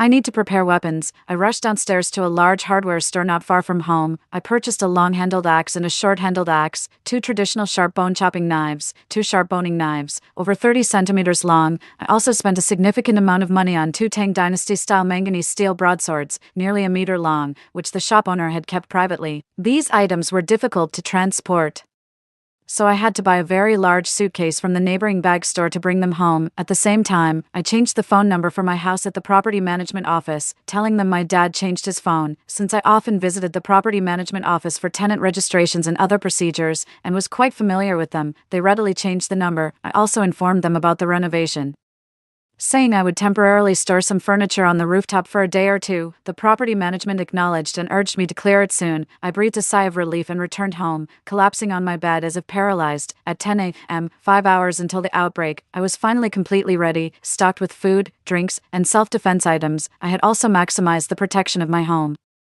Now I could finally stop worrying and hope that fate would allow me to survive until the world is liberated and the government and military come to the rescue. But then, I felt something was off, as if I had forgotten something important, which made me very uneasy. Suddenly, I remembered my stepmother and her troublesome child. I couldn't underestimate their shamelessness. Thinking about their past treacheries and the nightmare of being killed by them in my previous life made me tremble and suffer.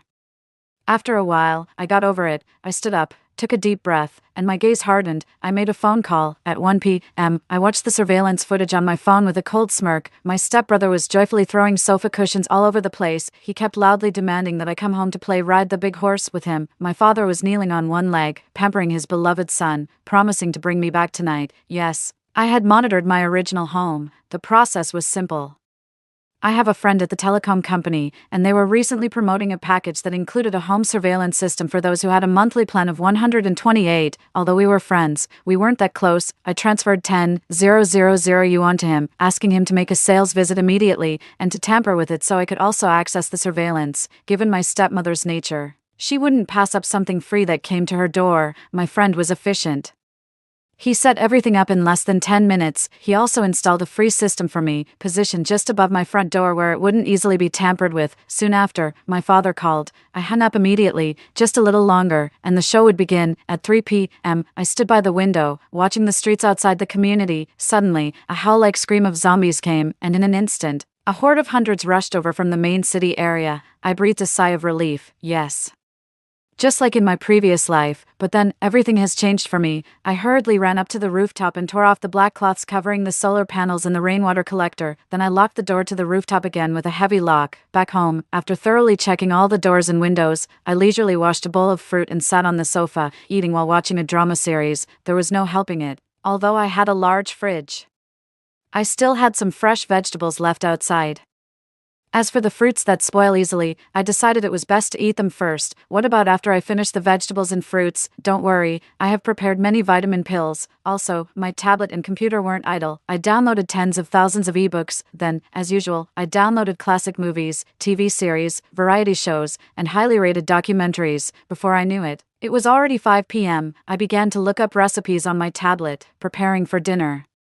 A meal consisting of kelp and pork trotter soup, sweet bamboo shoot stir-fry, steamed base, and stir-fried Shanghai greens, 3 dishes and a soup, and I started the rice cooker to steam some aromatic wuchang rice. While I was busy, the zombie horde had already swept through the neighborhood outside. Those who hadn't made it home were cleanly dismembered. Homes that hadn't locked their doors tightly were wiped out. Listening to the ceaseless barrage of messages popping on WeChat groups, I casually turned off my phone. 8 p.m., having just finished dinner, I was enjoying some fruits after the meal. Suddenly, the power went out, plunging the house into darkness. The fan that was running also stopped. It was summer, and although it was hot, I dared not turn on the air conditioner, fearing that the noise would attract zombies and people with malicious intentions. I endured like this for 3 days, and unexpectedly, on the 4th day after the power outage, the temperature at noon suddenly soared. Touching the scorching glass with my hand, I felt it must be at least 40 degrees outside. I had no choice but to turn on the air conditioner in the bedroom. Its unit was tucked away in a corner of the neighborhood, likely unnoticed by anyone. Just as I was comfortably lying in bed, watching a show, my phone suddenly displayed an incoming call from my dad. It had been many days since the zombies appeared, and he had never bothered to contact me.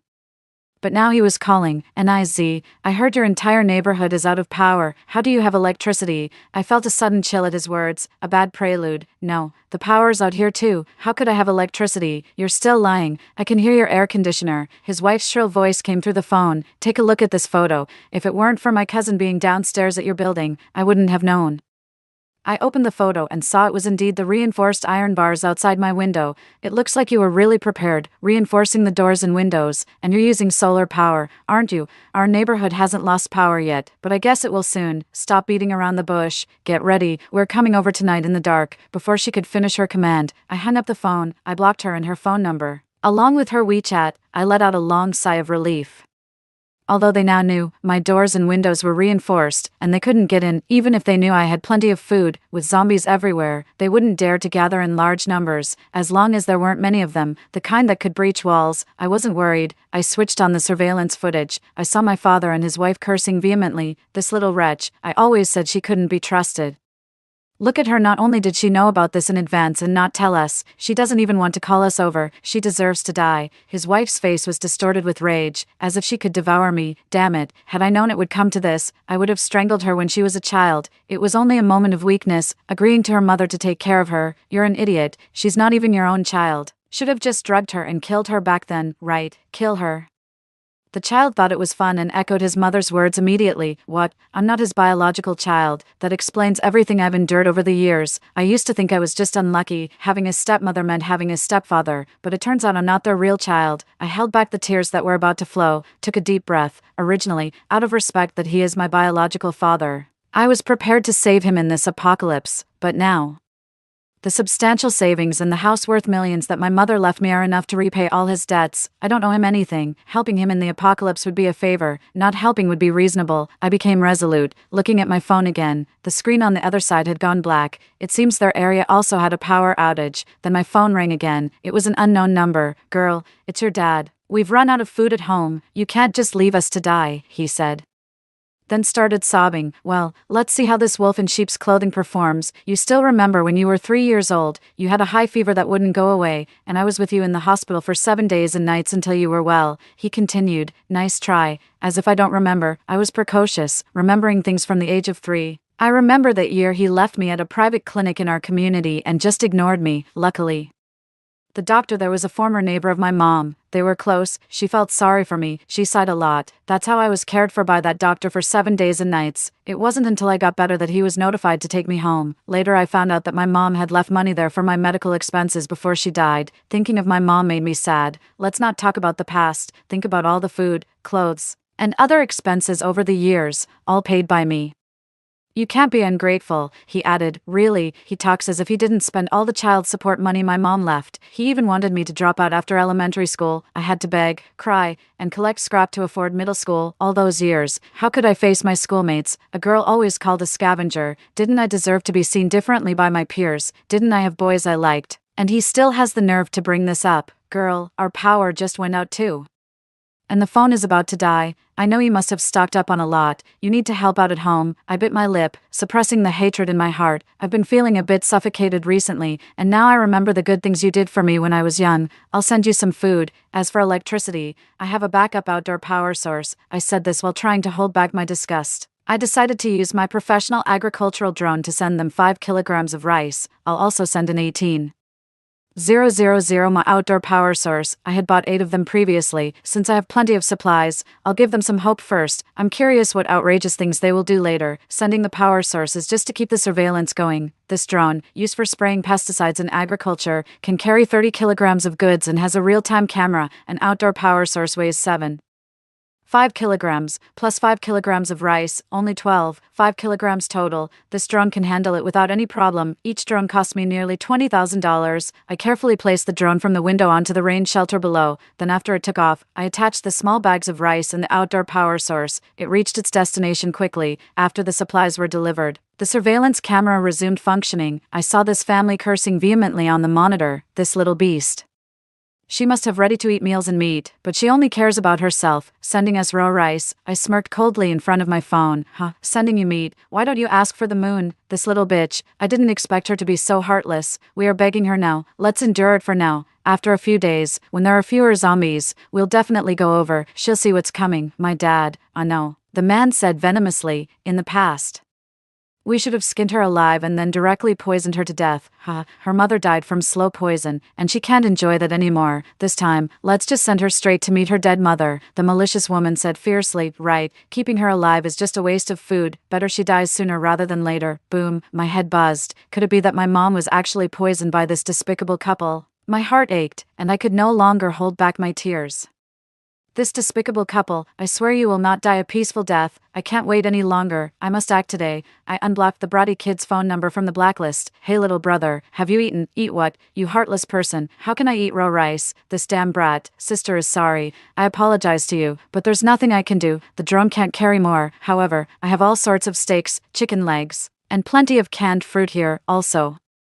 I have enough power here to run the air conditioning and play games without worries, but too bad, you can't come over. Hang in there, little brother. Once there are fewer zombies outside in a few days, you can come over. What? You have meat and can use the air conditioning. Hurry up and prepare. Make me 10 steaks and 10 grilled chicken legs. I'm coming over right now. Hurry up. There are so many zombies outside right now. Before I could finish, the bratty kid hung up the phone in frustration.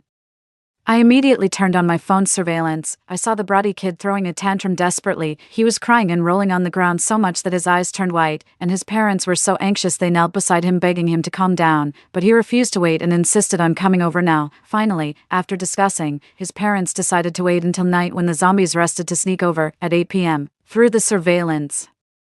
I saw the despicable couple and the brat packing up small bags and setting off. They didn't bring much food, but they carried a kitchen knife and a dagger. I then launched a drone. This drone was used to monitor their movements. This drone had a camera with night vision, very clear. Then I launched another drone. I fixed an old phone to this drone, looping zombie-attracting screams I had downloaded from the internet. This sound had been proven effective in the past. About 6 or 7 minutes later, the drone monitored that they had arrived at the east gate of our complex. Unfortunately, the gate was blocked by a car that had been smashed by zombies. I had already anticipated this because I had scouted the road conditions with the drone in advance. At that moment, another drone playing a piercing siren hovered above their car. The stimulating sound immediately attracted dozens of zombies, since the building near the east gate had been completely taken over by zombies. It was the main base for zombies in the complex. Of course, this was also planned. They wouldn't die but would definitely be severely hurt. The drone captured that this terrible trio was surrounded by zombies, and the bratty kid was crying out of fear. His parents, seeing that the car was immovable, could only wield their kitchen knife to carve a bloody path through the zombies. They dropped everything. When the trio finally reached my door, the despicable parents were barely alive. At the door, they desperately knocked, but I calmly sat on the sofa, not moving, quietly watching them through my phone's surveillance. Girl, quickly open the door. Zombies are coming. Bang, bang, bang. Seeing that I didn't open the door, they started kicking the door frantically, but my door was specially prepared for the apocalypse. It's the kind used in banks. It easily withstands robbers. It's not afraid of your destruction. Seeing that breaking the door was futile, they quickly called my phone. But I hung up immediately. Now these people finally dropped their pretense and started cursing loudly. Open the door, bitch, or else we'll come in and kill you. Ha. They still think of me as someone who would tremble with fear when threatened. I still remained sitting quietly. After a while, they got tired of cursing and changed their tone. Girl, we know we've been a bit biased towards boys over the years. We know we were wrong. But you're the eldest sister. Why don't you just indulge your brother, Bobo? Quickly say something nice to your sister. The bratty kid, probably scared by the zombies, also softened. Sister, please open the door. I'm never going to ask you to carry me piggyback again. You let me in, and I called you to carry me. Ha. With that child's round figure weighing over 120 pounds before even turning 10, I find him greasy and nauseating. But I remain as steady as Mount Tai, so. The family of 3 made a ruckus outside my door for half an hour, and when they saw I was determined not to open the door, they finally gave up. At that moment, a greasy fat man came up from downstairs. The stepmother called him cousin. It turned out he was the one who had previously leaked information about my situation to my stepmother. I really didn't know they were relatives. I remembered he lived alone. You all are useless. Spending half a day unable to open the door. I was actually hoping to take refuge with you. The fat man was furious. He was also after my supplies. Maybe that's why he hadn't shared my details with the people in the neighborhood. But now I'm not afraid anymore. The power has been out for several days, and most people's phones are dead by now. And with so many zombies outside, ordinary people wouldn't dare to leave their homes, so who could gather to breach my house? The fat man also tried to ram my door with his hefty body. Seeing that the door didn't budge, he went downstairs and soon returned with a hammer. He smashed at the door like crazy, eventually trying to break the lock with the hammer, but it was still no use. The fat man took a deep breath. This child of yours is really heartless. Wait till I get in. I'll kill her eventually. No choice then. Cousin, take your son and come back home with me. What? The bratty kid is the child of the stepmother and her cousin. My father's eyes instantly reddened. What are you talking about? Since when is my son yours? Honey, tell me, is this fat man spouting nonsense? The stepmother's eyes flickered, and she quickly took the fat man's hand. It's true. If it weren't for the fact that your wife was wealthy back then, who would have bothered with someone like you? My father went crazy, rushing to grab the stepmother. But the fat man kicked him into the corner. He just collapsed, clearly, a complete fool and blind as well. The stepmother and the 2 men then turned and went downstairs. After a while, my dad knelt in front of my door, crying his heart out. Girl, please open the door for Dad. I finally know who my real family is now. You're all I have left. If you open the door, I'll treat you well for the rest of my life. and all my property will be yours. Are you sure I'm really your biological daughter? I turned on the voice feature on my surveillance app. My dad's expression froze. Don't bother lying. Your beloved wife has already told me I'm not your biological daughter. I was bluffing him. Just tell the truth, and I'll give you a piece of bread, otherwise fend for yourself. Seeing the truth exposed, my dad's face showed hatred, but having not eaten properly for over a day, he couldn't resist the temptation of food and finally told me the truth. It turned out I was actually my aunt's daughter. My biological mother was still in school when she was deceived by a scoundrel, gave birth to me, and then drowned herself. My mom, who naturally couldn't conceive, ended up marrying a gold-digging man, hoping to compensate with her wealth. Little did she know, this heartless man would end up poisoning her to death. I've told you everything. If you don't believe it, you can ask that heartless woman. Please, open the door. My dad's eyes showed hope. Don't think I don't know what you're thinking.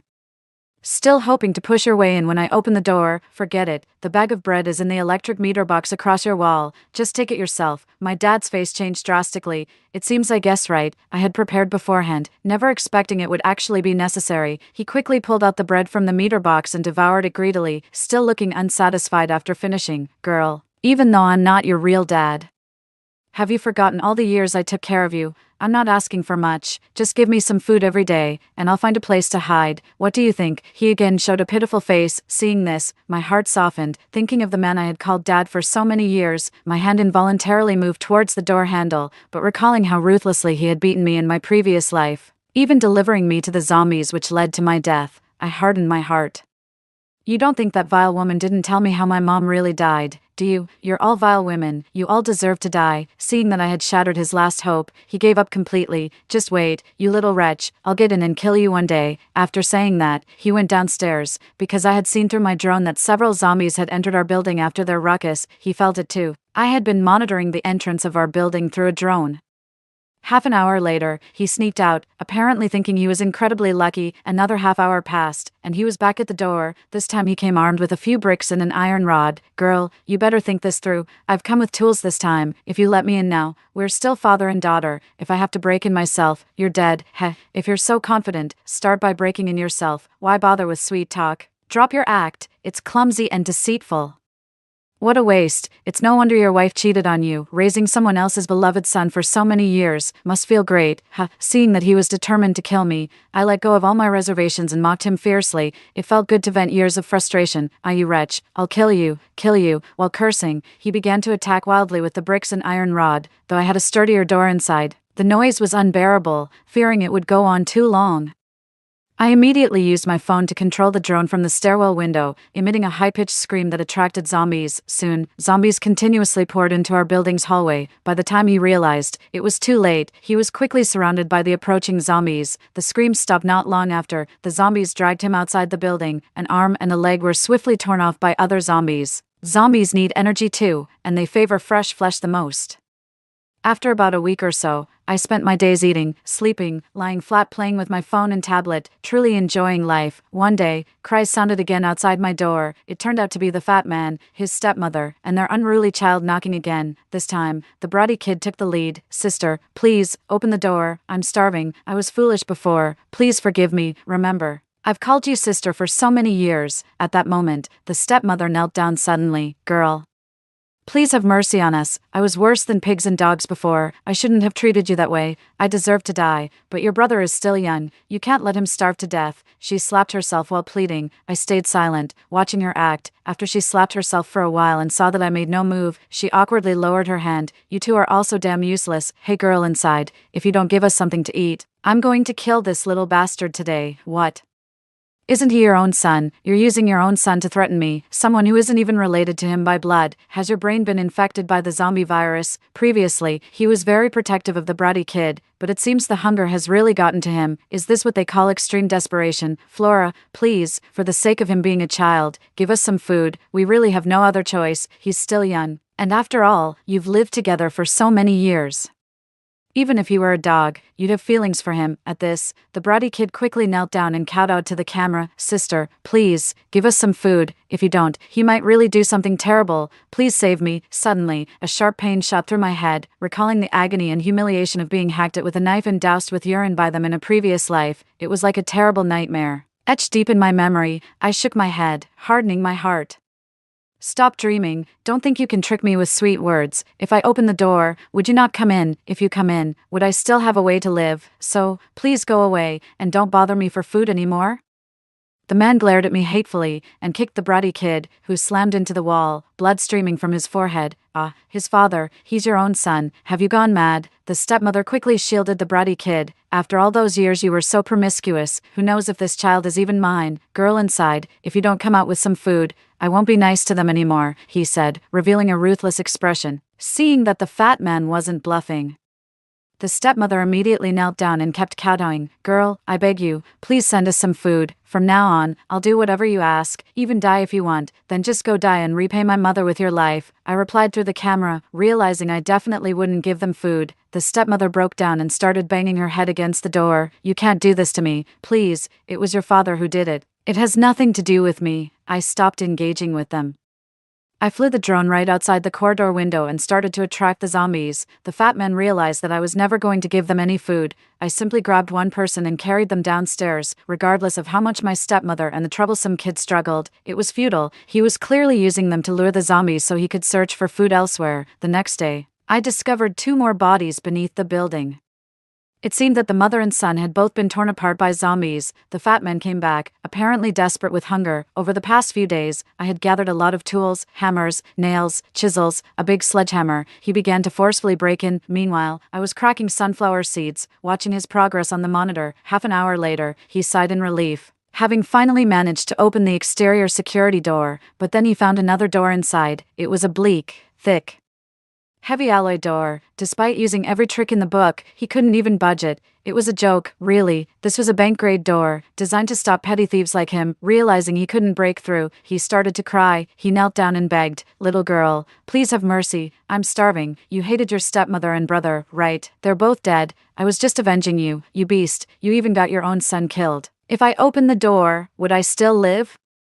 Better leave quickly or I'll use the drone to draw the zombies here." I flatly refused. Another half-month passed, and the fat man had turned into a skinny man. One day, while searching for food in another building, he was tackled by a sprinting zombie and never got up again. I was eating an apple at the time, watching the footage from the drone, marveling at how this previously robust man had become so frail. I continued to live a carefree, laid-back life.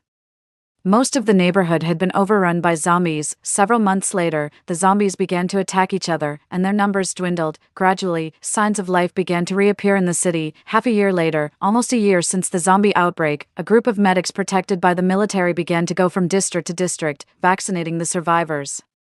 The country had developed an effective medicine to treat the zombie infection and began deploying the army and volunteers to clear the city. I was saved, and I still had plenty of food left.